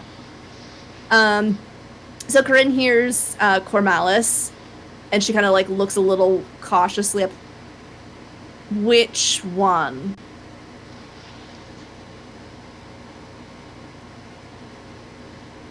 Resdark. Good. I hope he rots in hell. So we're kidnapping his daughter? Persuading. Of course, persuading. I don't think that's going to require much persuasion, considering... Unless she really takes after her father, which for her sake, I hope it's not the case. If she's run away from her father, then chances are that she probably isn't going to take that much persuading, but of course I could be wrong. She could have gotten herself to a better situation. Callie did also say that she has protections on her that guard her from Fey detection or something like that. And we don't know what the reason for that is. Was it that she herself had protections on her, Heather, or was it the Both. Dresdark and the okay? Yeah, both. She's not been able to be located by Fey magic, which is why Callie put you guys on the job. That's fun. I'll be right back, Grim says, and they turn on their heel and walk back towards Callie's tent.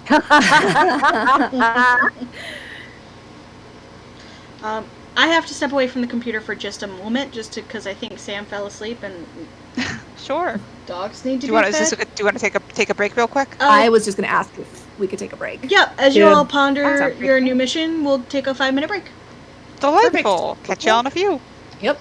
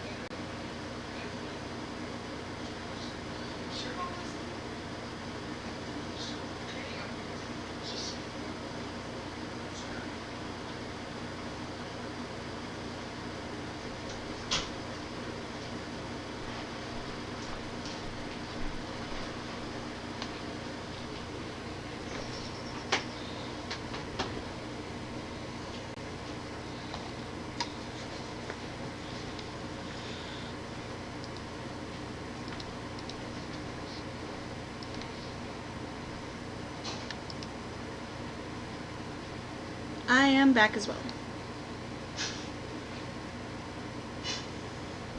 Welcome back. Is everyone who's supposed to be awake awake, and everyone who's supposed to be asleep asleep? Right. Ish. Now. Extremely fair.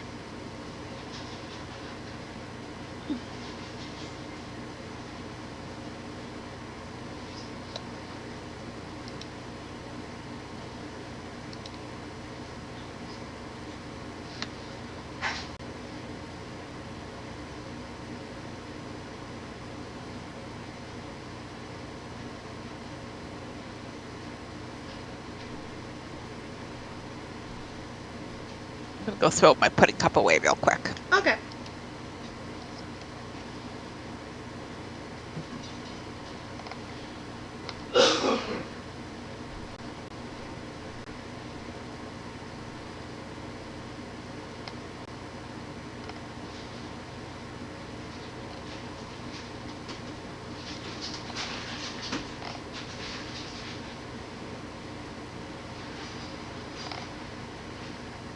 Back again.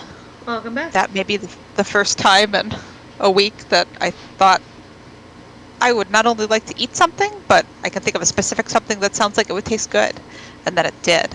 Yay! So we'll see if it turns out to have not been a good idea, but Huzzah! hopefully that's a gesture in the right direction. I miss eating food that tastes good. Mm.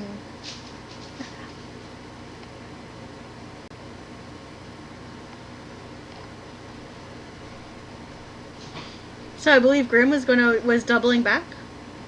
Yeah, Grim was gonna walk back to Callie's tent. I thought of another question.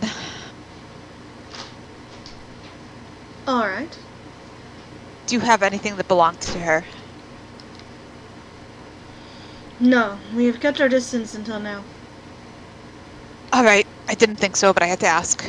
And they turn and walk away again. Back to the group.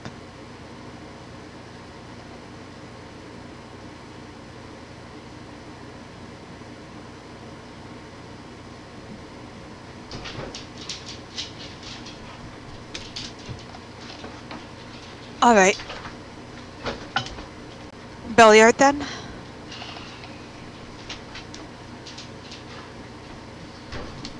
Eliana, have you dropped off that letter? Oh, I don't think that she has done so. So Okay. I think we're looking for Gertie.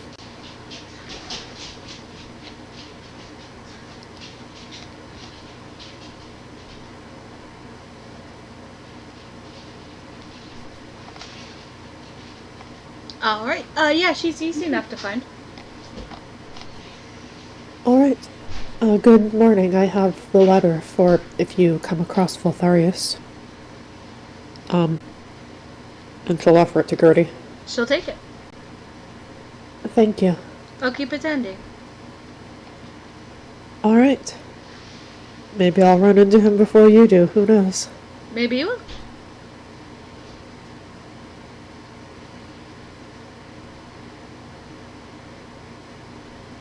And I think that will be that.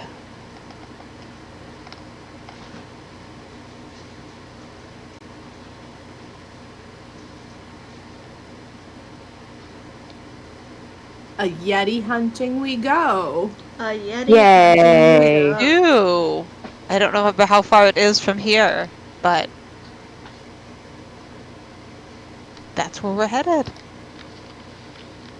Grim will ask Erebus along the way, do we know anything about this situation, or just that there is a Yeti, and we're supposed to make there be not a Yeti? Erebus takes out the card that Ilya gave her. As far as I'm aware, it is just that there needs to not be a Yeti. It's near Belliard. Hold this. This would probably have been a good thing to refresh myself on before we started. However. Okay. Erebus had a very busy night. Erebus did have a very busy night, and also her pilot is not at 100%, but that's fine. I, Hannah, think I remember there being not a whole lot of additional information because it's Yeah. pretty self-explanatory in the context of the hunting that it was happening at the time. But Yeah. I could be wrong, and Grimship doesn't know. And that But half no, of, I think- and that half the challenge is figure it out. Mm-hmm. Yeah. I mean, that sounds like Ilya, honestly. Okay. Pick a card.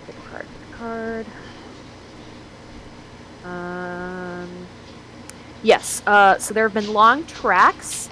The wizard there has written for help because he believes it's a Yeti, is what the card says.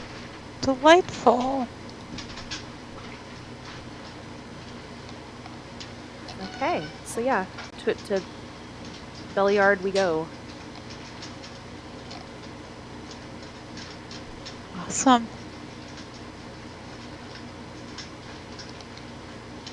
Okay.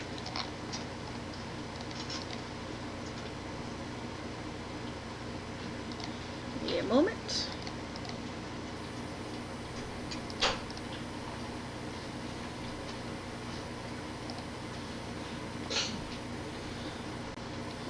Just trying to figure out how long it is to Belliard.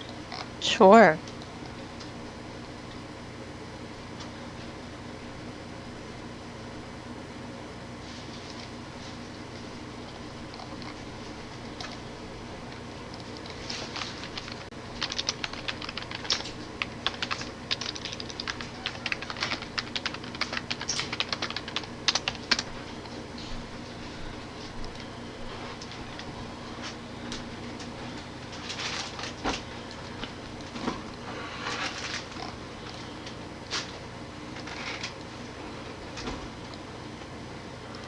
Yeah, it is now not all the 20th. That's correct. All right. Wow, we Keeping made track of. Oh, Forgot to say at the top, but yeah. Thank you. Well, it was still the 19th at the top. It was. Okay, so it's gonna be a full day's travel to Belliard.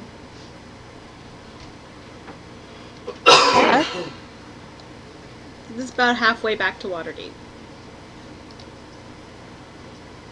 And none of us have been there before, so we couldn't try out the bracelet even if we wanted to. No one's been to Belliard No, yet. but we only no. get that every 3 days, so Yeah. yeah. Yeah. Well, we're going through the forest. It's Erebus's favorite terrain, so we should be good to make our way there.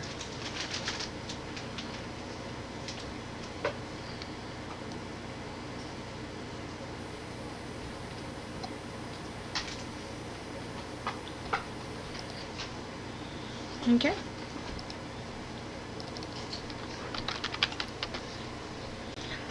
As you all go, it starts to really snow.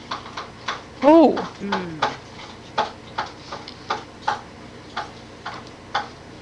Like, actually and truly snow. Oh, this is... yeah. Okay, well, this is a little bit more setting, but we can make it. We just have to keep going and, know when to stop and camp.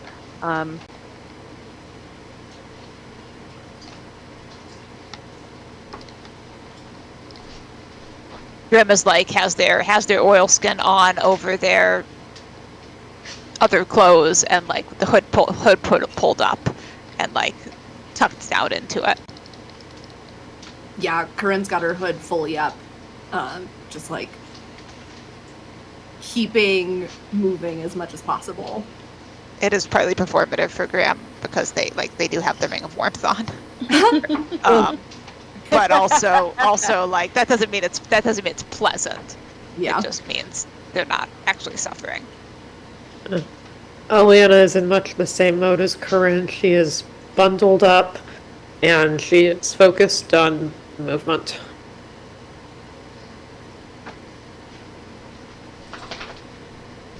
Erebus is leading the way, but she's also like, I've done this before. It's not my favorite, but I've done it. It's fine. But also just looking around at her companions as they go, just to make sure that they're fine. And if they're not fine, then we can stop and do something about that. Bosun Corinne- is making snow angels every time that like he's flying ahead and then diving into the snow to make snow angels and then leaping back into the air to fly ahead again. Buddy. Oh, to be a weird bird. Oh, to be a No weird sense bird. of temperature. Yeah, I think Corinne is pretty heads down, just focused on like, if we move faster, that will get us there faster. Like, but not actually changing her pace all that much. Oh. Okay. You all arrive in Baliard just as the sun's starting to set, but it's setting fairly early these days, so probably 5 or 6 o'clock. Okay. Is there an inn that we can check into because Yes. it's snowing? This is not a very large town. It seems to be mostly dormant at the moment too, but there is an inn. It seems to be primarily a crossroads. A lot of like, it's basically a spot where a lot of cattle herds come, Mm-hmm. and they meet here, do Okay. cattle auctions, and then leave. So there's a lot of area for livestock that are now empty because 'tis not the season. Correct. Okay. But Yeah, Erebus will shepherd everybody into the inn. a young man looks a little surprised as you come in and looks you all over. Well, all right. Well, let's get you warm then. And he will start he opens the kitchen door, be like, "We've got customers." No, really, we do. I'm not. We fucking appreciate you with being you. open. Hello, we're here. We're people. Hi. He kind of gives you a grin. Rubs his hand on his way too clean apron. Is there anybody else here? This Like, place is fucking just this empty. guy. It's just, so far, it's just this guy, and there might be someone in the back. Right. Sorry. We usually it's pretty quiet this time of year. But let's get you warmed up. What can we do for you? We left some rooms. How many rooms, everybody? 2, 3. 2? 2. 2's good.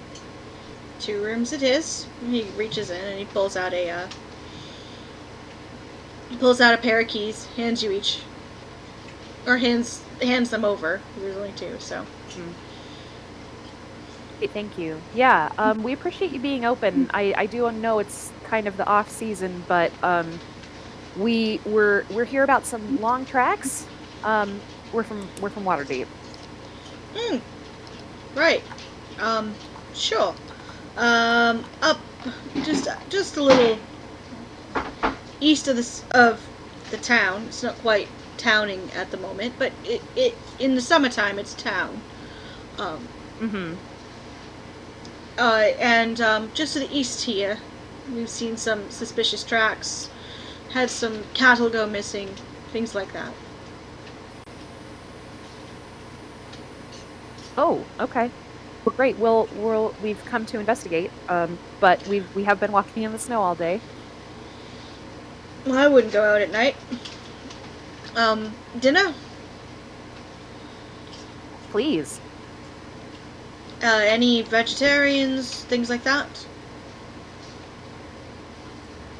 Erebus glances around at her friends. Do we have any dietary restrictions? Like, I think most of us eat most things. Yeah. That just nods agreement with her. Yep. Well, we can do some No, we're good. roasted chicken and potatoes. Sounds great. Perfect. I think we still have some carrots too. As long as it's hot. Yes. Fair enough. I'll go give him a hand back there. And he will leave you all alone and head to the back to get some food started for you all. They were not expecting guests. Can't imagine why. Grim will gather up well- the coats and sort of take them outside to shake the snow off and then bring them back in. Excellent. You all did very well today. Thank you. It's very cold. It is. It's a bit of a shock after being in the Vistone camp where it was not cold. It really was nice. Yeah. Summer will come again. Maybe we will have to go to Tikal after all. Is it warm there? I'm assuming it's warm there. I'm realizing as I say that I don't actually know if it's warm there, or if I've just decided that it's warm. I believe it is. No, My those sibling are was people- just talking to me about it, actually. Go ahead. So maybe we'll have to go there sooner rather than later. In our copious spare time. Jarvis gives a knowing smile. They have lots to do. It's fine.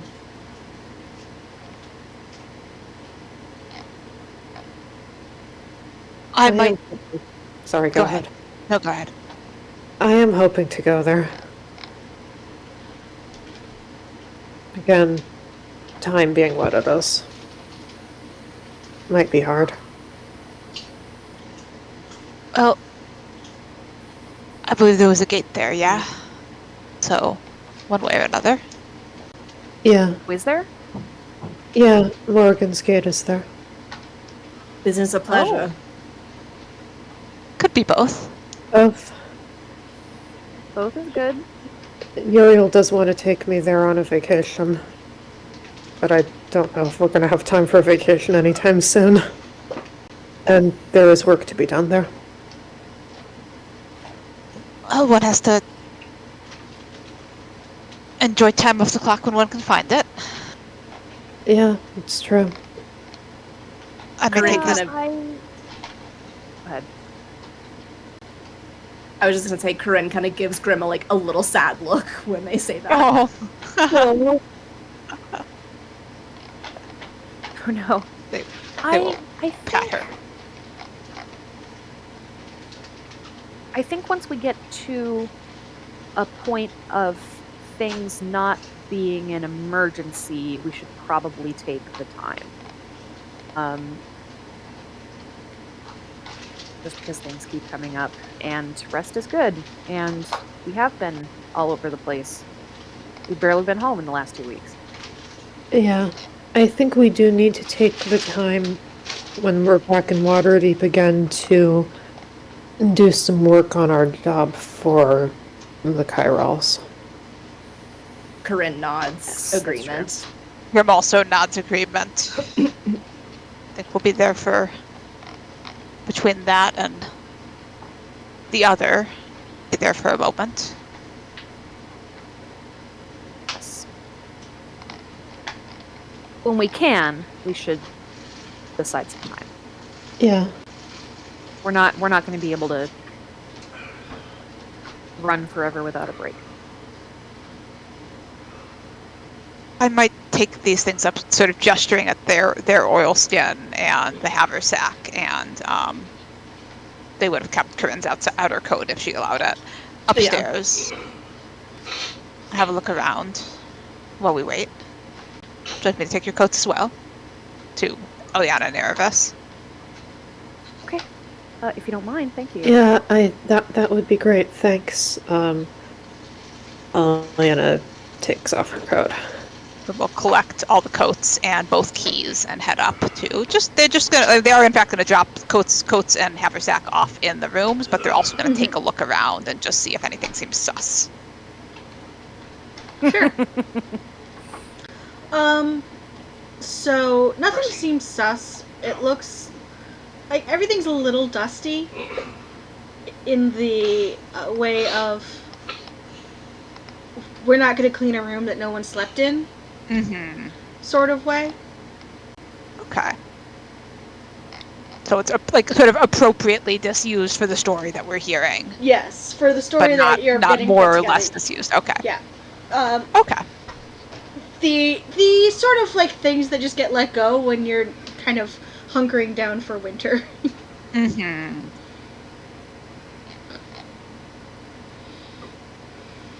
Okay. They will return downstairs, and sort of give the group sort of a small like nod of approval, whether each individual understands that what they're approving of or not is I will leave to as exercise for the reader.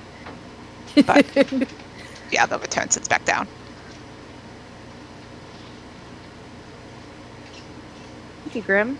Appreciate it.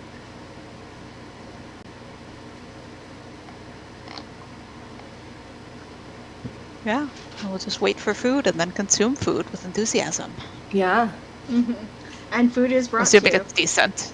It's really good, actually. Like, Oh, good. Ooh. Excellent. like the just freshness of the ingredients are doing a lot to help. Very much a simple meal, but it's done well. Delightful.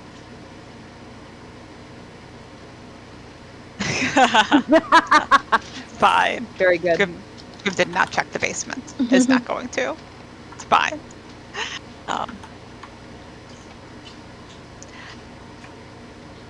Do you suppose we should ask? I was going to say whether there's any particular time of day or anything else, but I suppose we know what they know, so we just need to get up in the morning and go look. Have we asked him if they Yes, know I anything think about so. a Yeti? The only thing, I asked them about the tracks. They said east of town, don't go out at night. Did you say there was something about a wizard? There is There's a always wizard, a yes. fucking wizard. We don't have to talk to the wizard. Maybe we should talk to the wizard. I don't know. It's not my Yeti. They say, like, looking visibly cheered and take another bite of food. I can go talk to the wizard first thing tomorrow, just to see if there's anything that wasn't in the note. That would be very, very responsible of you. Thank you. I think.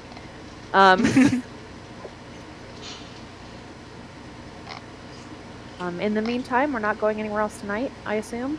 It would be very unpleasant to go back out there, I imagine. I would prefer not to go out there again tonight. Corinne kind of glances at the table. Is Bosun at the table? Or has Bosun stayed outside? I think Bosun has sort of...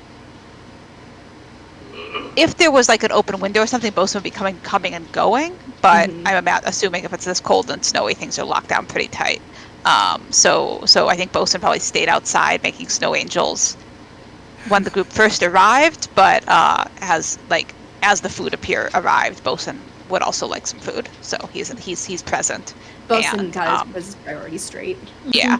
So he's invisible, but he is perched on a corner of the table, and Grim is occasionally giving him bites. Yeah.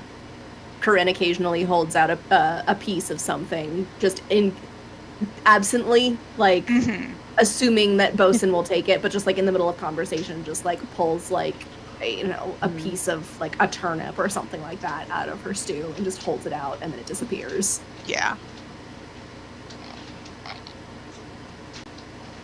Very good. And Erebus is feeding roast chicken to her dragons. And Eliana feeds some chicken to Quiche as well. So many pets. All of the pets. We're gonna have one. All of them. They're not evenly divided between the rooms. At least it's a 1-to-1 ratio, for whatever that's worth. I need to know what Quiche thinks about the sleeping arrangements in That's a that fun room question. with Bianca and Sable. Oh yeah, because Quiche doesn't like Sable. It's fine. True. Fine. It's fine. Everything's fine. Delightful. Yeah. Yeah. So then after the meal, I will go ask the innkeeper where the wizard lives, so I can just talk to him briefly tomorrow. Sure. He nods to you. Wizard? Where's wizard? Wizard? And a guy from the kitchen, he looks like an older middle-aged man, kind of sticks his head out and goes, she means Hal. The kid goes, crazy Hal? He's a wizard? And Apparently, the note I got just said the wizard wrote for help because of the tracks. That's how we know about them. the kid shrugs. The older guy goes, yeah, he's the town wizard. Is there anything I should know about why he's called Crazy Hal? Kind of thinks for a moment and shakes his head. No. Okay. Cool. Thank you. I will seek him out tomorrow morning. I appreciate the information. She leaves a tip. Okay. Yeah, Crazy Hal the Wizard. Amazing. Yeah. All right. So then, when she's back at the table, Erebus is like, "Okay, so I'll go and talk to Hal the Wizard tomorrow You're morning." joking. No, I'm not joking. That is his name. And I suppose your name, like, I suppose you don't know what I suppose when you name a child, you don't know if they're going to grow up to be a wizard. But still. ideally not, but some people choose their own names. I was going to say, I don't think he was born Hal the Wizard. I don't know many people whose given names are the Wizard. Maybe he's Not that much of a stretch. Says Grimbain the Undaunted. Yes, but there's a difference between a given name. Don't say it. Don't say it. Say Not what? again. Say what? I don't know what you're talking about. You Very seem good. awfully distressed. right Eliana, now. you sounded like you were about to say something that was, I'm sure, had nothing to do with this terrible line of reasoning. He could have been Hal the Farmer to start off with, and then he became Hal the Wizard. Well, that's a nice thought. Yes. Things change, people change, grow up and do other things. So You'll have to ask him. Corinne looks at Grim and is just like, so what did you change it from? Renee, apparently. No, I meant the last bit.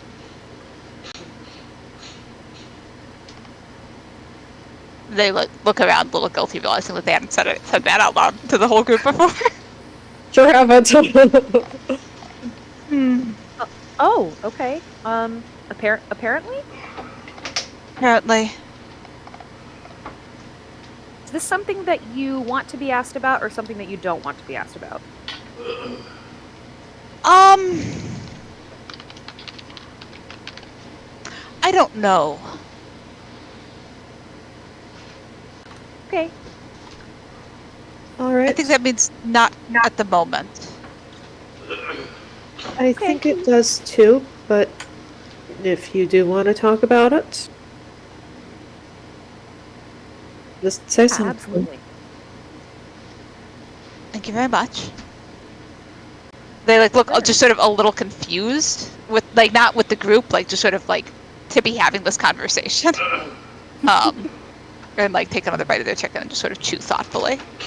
Corinne has focused very intently on her whatever she's drinking. So anyway, I'll go talk to Hal. If any of you want to come, you're welcome to, but as it is not your Yeti, I won't ask you to unless you want to, because I recognize that we've been walking in the snow all day, and the three of you are incredibly good sports. Yetis are not easy to fight, right? So it is all of our Yetis. Oh yeah, I mean, I would appreciate the help with the Yeti, but I'm not going to make you talk to the wizard if you don't want to. Oh, But- Part of me feels as if we should not send you to talk with someone named Crazy Hal by yourself. I am happy to go with you. Honestly, probably for the best. I am not confident in my ability to keep a straight face during that conversation or to keep my temper. Fair enough. Enjoy your not getting up early, and we'll talk to you after, I guess. Thank you, Eliana. You're welcome.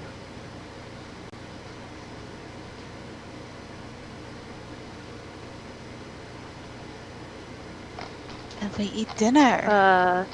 Go ahead. We do. No, that was what I was gonna say. Like, continue eating with focus. Yep. Yep, Corinne just is very focused on the plate in front of her now. Just continues to look a little bit confused about their life. Like not upset, to be clear, just confused. Yeah, fair enough. Yeah, so then we'll turn in after dinner, I suppose. Bosun is delighted by all the delicious foodstuffs. Buddy. To bed. To bed. To bed. Yep.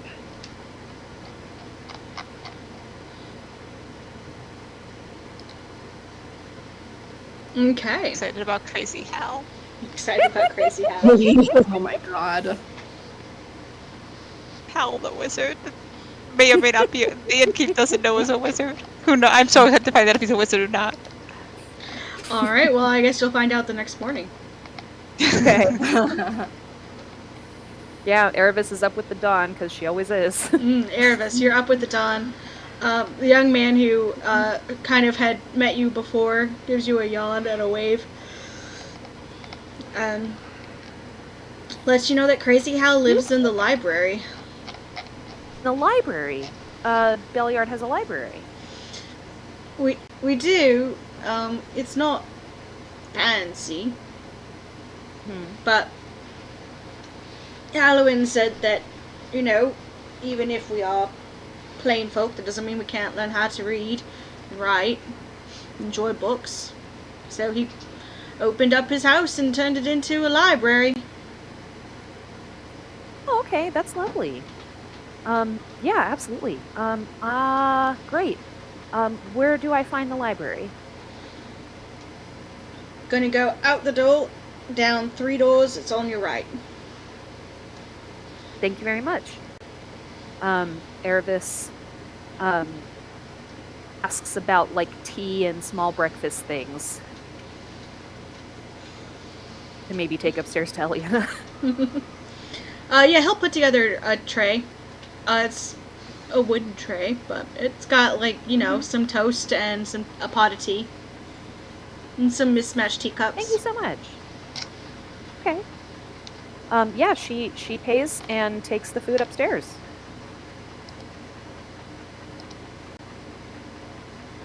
And say Eliana is up by now. Okay, so here's food and tea, and I have discovered that Hal the Wizard lives in the library, which is 3 doors that way. Oh, there's a library. There is a library. Yes, someone opened their home to make books available to the community, so that's fun. That's very nice, yeah. Yeah. So you know, whenever you're ready. All right. Thank you, and thank you for breakfast. Sure. And they'll have some breakfast montage. Breakfast montage. I can't think of any topics of conversation, so Fair enough. Fun. If we think of something, we can side chat it later. Yep. But yeah, tea and toast. Feeding dragons who are fine with toast, but like chicken better, but it's fine. And yeah, whenever everyone feels ready to go, we'll head over to the library to talk to Hal the Wizard. Hal the Wizard. All right. This is fun. Yeah, so you all go to the library. Doesn't take long. It is frigid out. Winter seems to be slamming this part of the world at the moment. Good. The north, The- etc. The north, etc. Though you guys aren't that much further north than Waterdeep. Can we actually do a quick check? Who all has rings of warmth? I know there was at least 2 in the party. I know Grim Corinne one of has them. one, but she is not attuned to it because she does not have enough attunement slots. Oh no! And is that the only other one, or is there somebody else with I one? believe that's the only other one. Yeah, Eliana does not have one. I feel like it would make sense for Erebus to have one if she knew she was traveling in the winter, but she didn't, so maybe it's like back in Cormanthor. So not on her, probably. I think Grim will nudge Corinne at some point. I was going to offer you my ring, and then I remember that you have one. Oh, yes, I do. It doesn't really work for me right now. There's too much magic, I guess, that only one person can take. Well, that makes sense for you. All right. And they continue on, finding this argument convincing, and let Corinne being who she is. Checks out. Yes, library time. Okay. You head to the library. The door seems to be unlocked.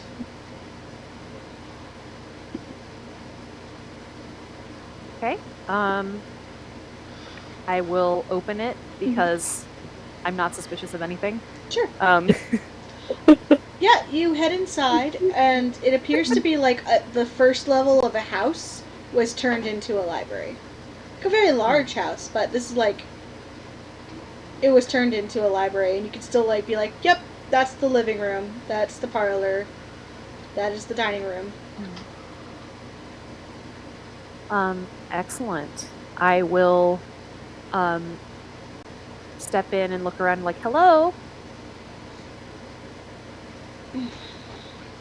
Hello. And Crazy Hal will step down the stairs, and you can refer to Discord chat for what he looks like. Oh my goodness. Whoa. Hi. I have so many questions about this necklace mantle situation. Mm-hmm. He's like kind of weirdly hot. This will be fun.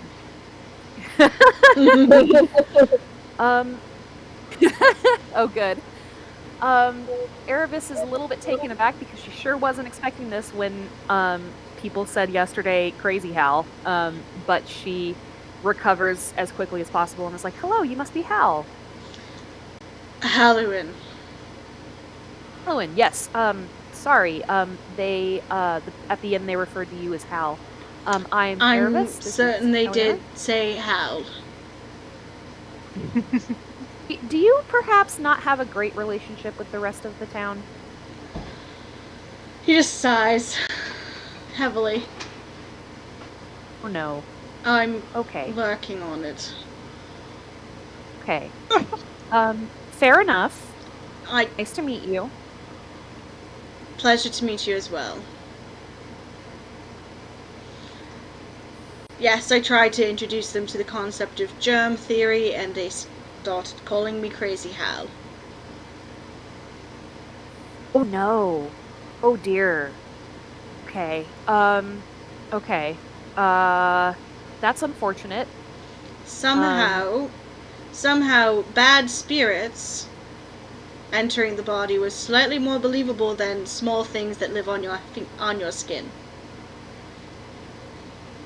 that you can't see. Right now, I'm starting to believe the Crazy Hal nonsense. What can I help you with? Well, we're here about your long tracks that you think might be a Yeti. We were sent from Waterdeep. Right, yes. I took some castings of the tracks if you'd like to investigate them. Yes, I would love that. Thank you. And he will motion you to a back room. It looks like there's a lot of equipment around, like mostly like of an alchemical variety, but he does have, he kind of pulls a cloth off of them. They're on his desk, but like off to the side, like he was looking at them in closer detail. I'm not a ranger, Okay. and I did not want to take the amount of time required to do a proper investigation of it, so I took some castings of the prince in question. Oh, well, you're in luck. I am a ranger. I'd be happy to take a look. He motions to the castings. They're plaster of Paris, so they're not like... Looks like he did identify them correctly. They look like Yeti tracks. Oh, good. Great. Okay. Great. Well, good news, you were correct. Also good news, we'll track it and see if we can take care of that for you. Good. Stealing livestock and causing issues. Yeah, we understand it's east of the town? It is, yes. I can give you the exact coordinates. I found the tracks, and he'll open up like a book. Looks like a log book that he keeps. And he flips through it. Right, do you have a map? I can mark it for you. Yes. Erebus pulls out a map from her bag. He takes the map and he unrolls it and he marks the longitude and latitude. Okay. So it's been stealing livestock. They mentioned cows at the inn. Primarily sheep, but if it can get if a cow wandered off, then it got it. Right. No, that makes sense. Okay. Okay. We'll take a look. Is there anything else we should know, or is this all of your findings for now? Do you know a great deal about Yetis? A fair amount, but if there's anything particular you think I should know, I would be happy to hear it. They tend to blend in with their fur. They're terrified of fire. Oh, good, we've got that covered. Erebus looks at Emily. They can also paralyze you with cold, so be prepared for that. Okay, good to know. Alright. Thank you. Yeah, we'll come by after we've taken a look and let you know. And thank you. He nods to you. Feel free to peruse the stacks if you like, or to deposit any books that you do not wish to carry anymore. We will add them to the library as a donation. Okay, yeah. I'll check to see if we have anything like that. But yeah. Thank you. Appreciated. We do like libraries.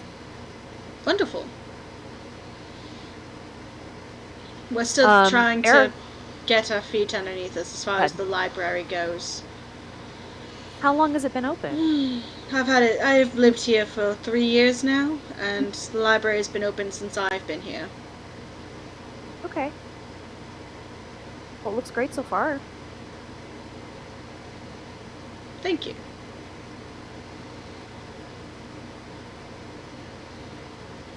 And then Erebus will look out toward the outside and then toward Eliana as if to ask, do you think Grim and Corinne are up yet?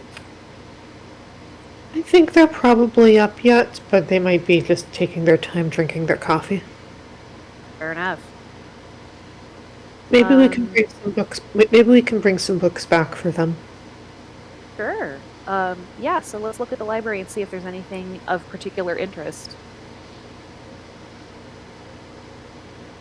Okay. Roll an investigation. Both of us or just Erebus? Both of you. Okay. 11. 18. Primarily seems to be book on like, he knows his audience. It seems to be primarily books on, like, agriculture, herbology, basic medicine. Like, it's a lot of entry-level nonfiction here. Okay. But there are a couple of fiction books. Let me see here.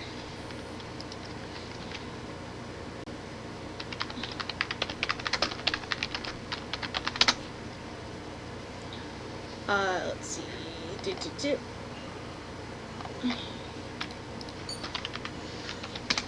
Let me grab my book generator. Yes. Endless supply of good novels, or interestingly bad novels.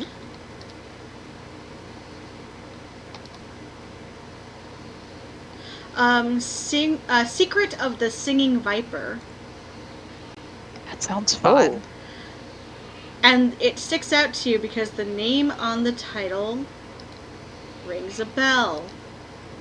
Oh no! What's the name on the title? Is it Bones? It says Summer de Farron. Oh yeah. It's Bones. and it's a Tocalian mystery. So, Have they read this one? Should we grab it? I haven't read this one. I've been working on reading Dagger Hands. I'm almost done with that. But we might as well bring this back for them. Okay. I wonder if Bones would be willing to help us get a hold of some of her other books and send them up here. I'm sure she would. Okay, we can ask her when we get back. Erebus is super tempted to leave the Paladin romance here, but it's not her book, and she would feel bad doing it. Eliana has been carrying around a copy of Volo's Guide to Monsters for a while, and she's ready to let that one go. wonderful. Amazing. Excellent. So she leaves that one behind. For better or for worse. That's fun. You see how pick it up, look at the name on it, and move it and shelve it in fiction. I couldn't agree more. I didn't say anything.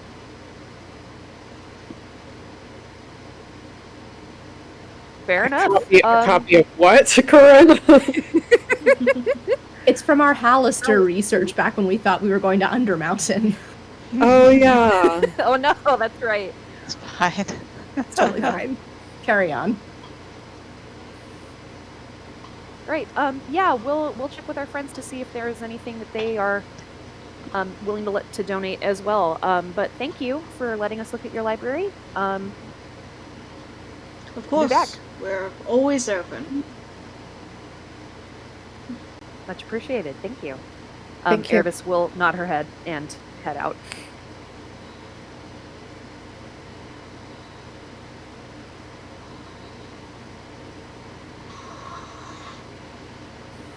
Back to the inn. Back to the Back end. to the end.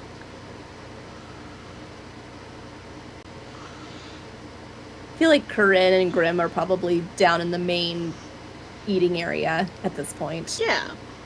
It seems likely. I was just going to ask if I had missed.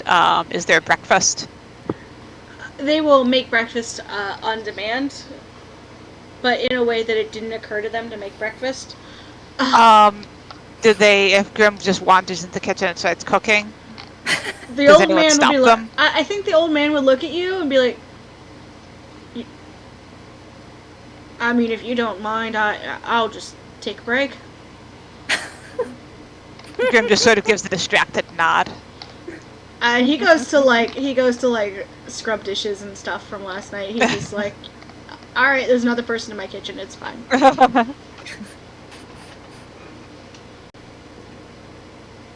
Yeah, Grim will make some basic breakfast, like eggs and eggs and toast. Mhm. Again, we'll make enough for the number of people that they have seen this morning. including like plus minus not plus minus plus Erebus and Eliana, who they have not yet seen, but assume will be back. Mm-hmm. So yeah, so we're downstairs consuming eggs and toast. Yep. Perfect. So then we come back with some information in a book. Yep. Good morning.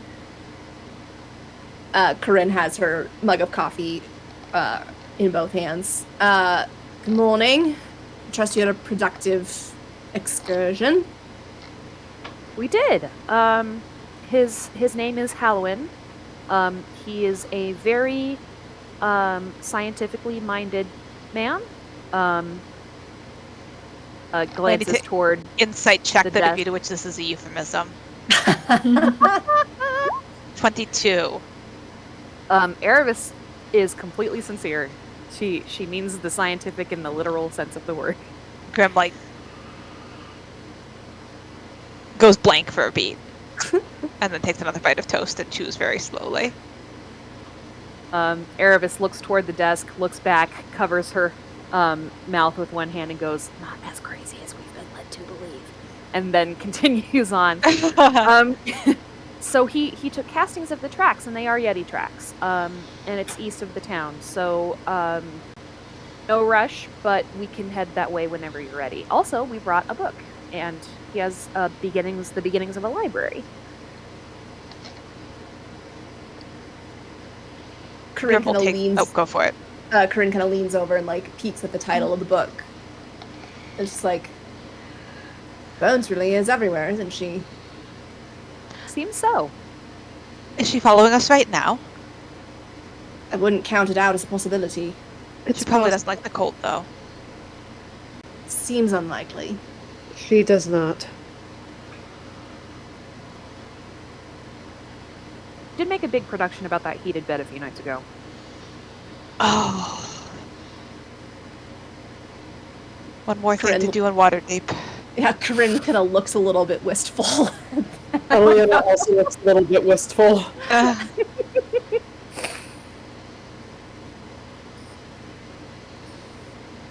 We'll be back there soon. We can probably go straight back there once we're done with this Yeti business. And thank you for the detour. I appreciate it. Well, of course. If we were to ask you for a favor, I'm sure you'd do the same. Of course.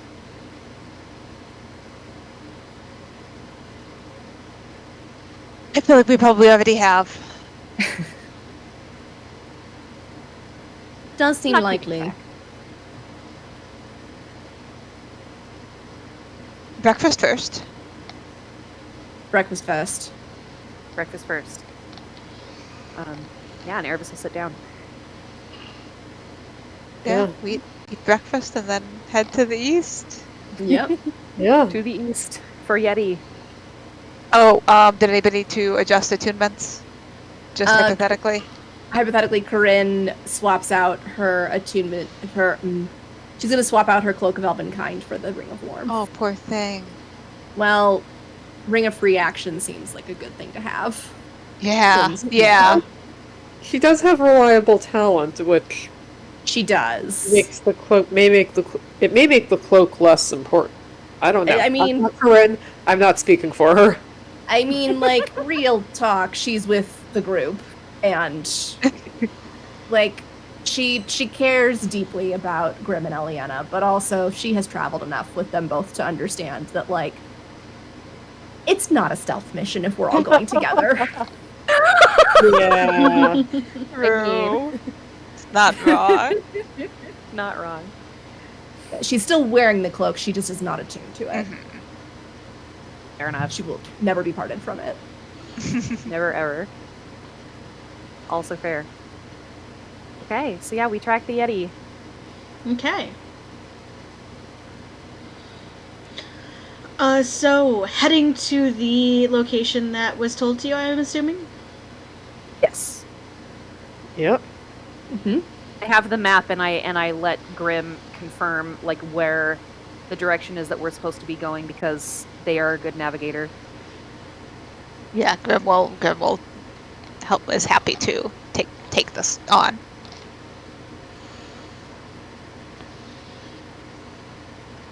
Excellent. Okay. One of you can roll survival check with advantage. I'm gonna guess that should be Erebus rolling that survival check with advantage. Seems likely. Okay, then let's do it. 1 and 2. Okay. That's an 18. Are we still in my favorite terrain? Yes. 22. So you find the spot indicated pretty easily, and it looks like it's a pretty heavily trafficked area for Yetis. I beg your pardon? Well, A what? Yetis? you see multiple tracks and multiple sets of footprints. Oh, that's fun. What a treat. Okay. Alright, well, you've definitely found it, but there also definitely appears to be more than one. I'm sorry, what? There's multiple Yeti. Oh, Good. Sure, it's fine. Is it good? That seems not good. They don't like fire, and Eliana is good with fire. it helps. Are they all terrorizing the town together?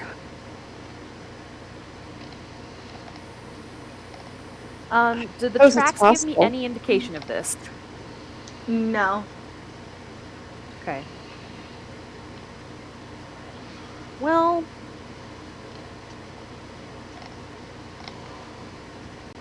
I would suggest that track them and see what the situation is and make a plan from there. That makes sense.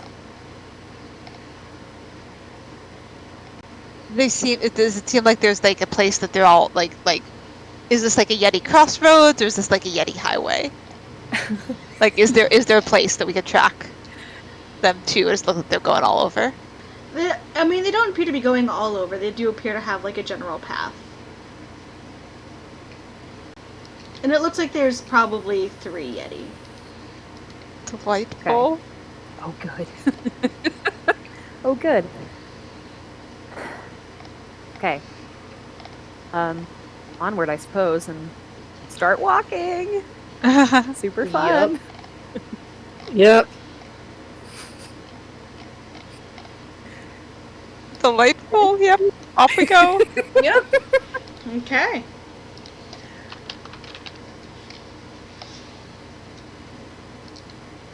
Give me a moment.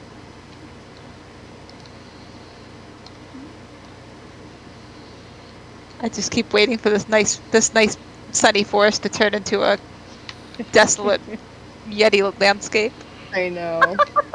which I will also Right. enjoy if it happens. Yes. We'll see. Incredible.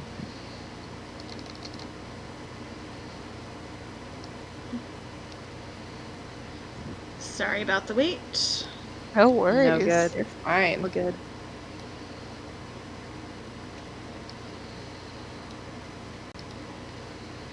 As you all hear kind of lots of loud grumbling and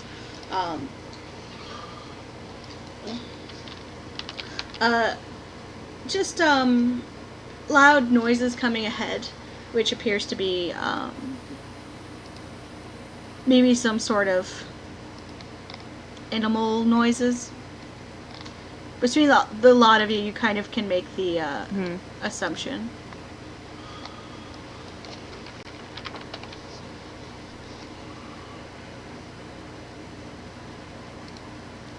That the Yetis are right ahead of you. Oh, good.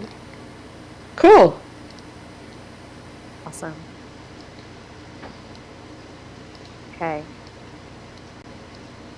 Okay. So, how do we want to do this? And Erebus kind of looks between 3 of them.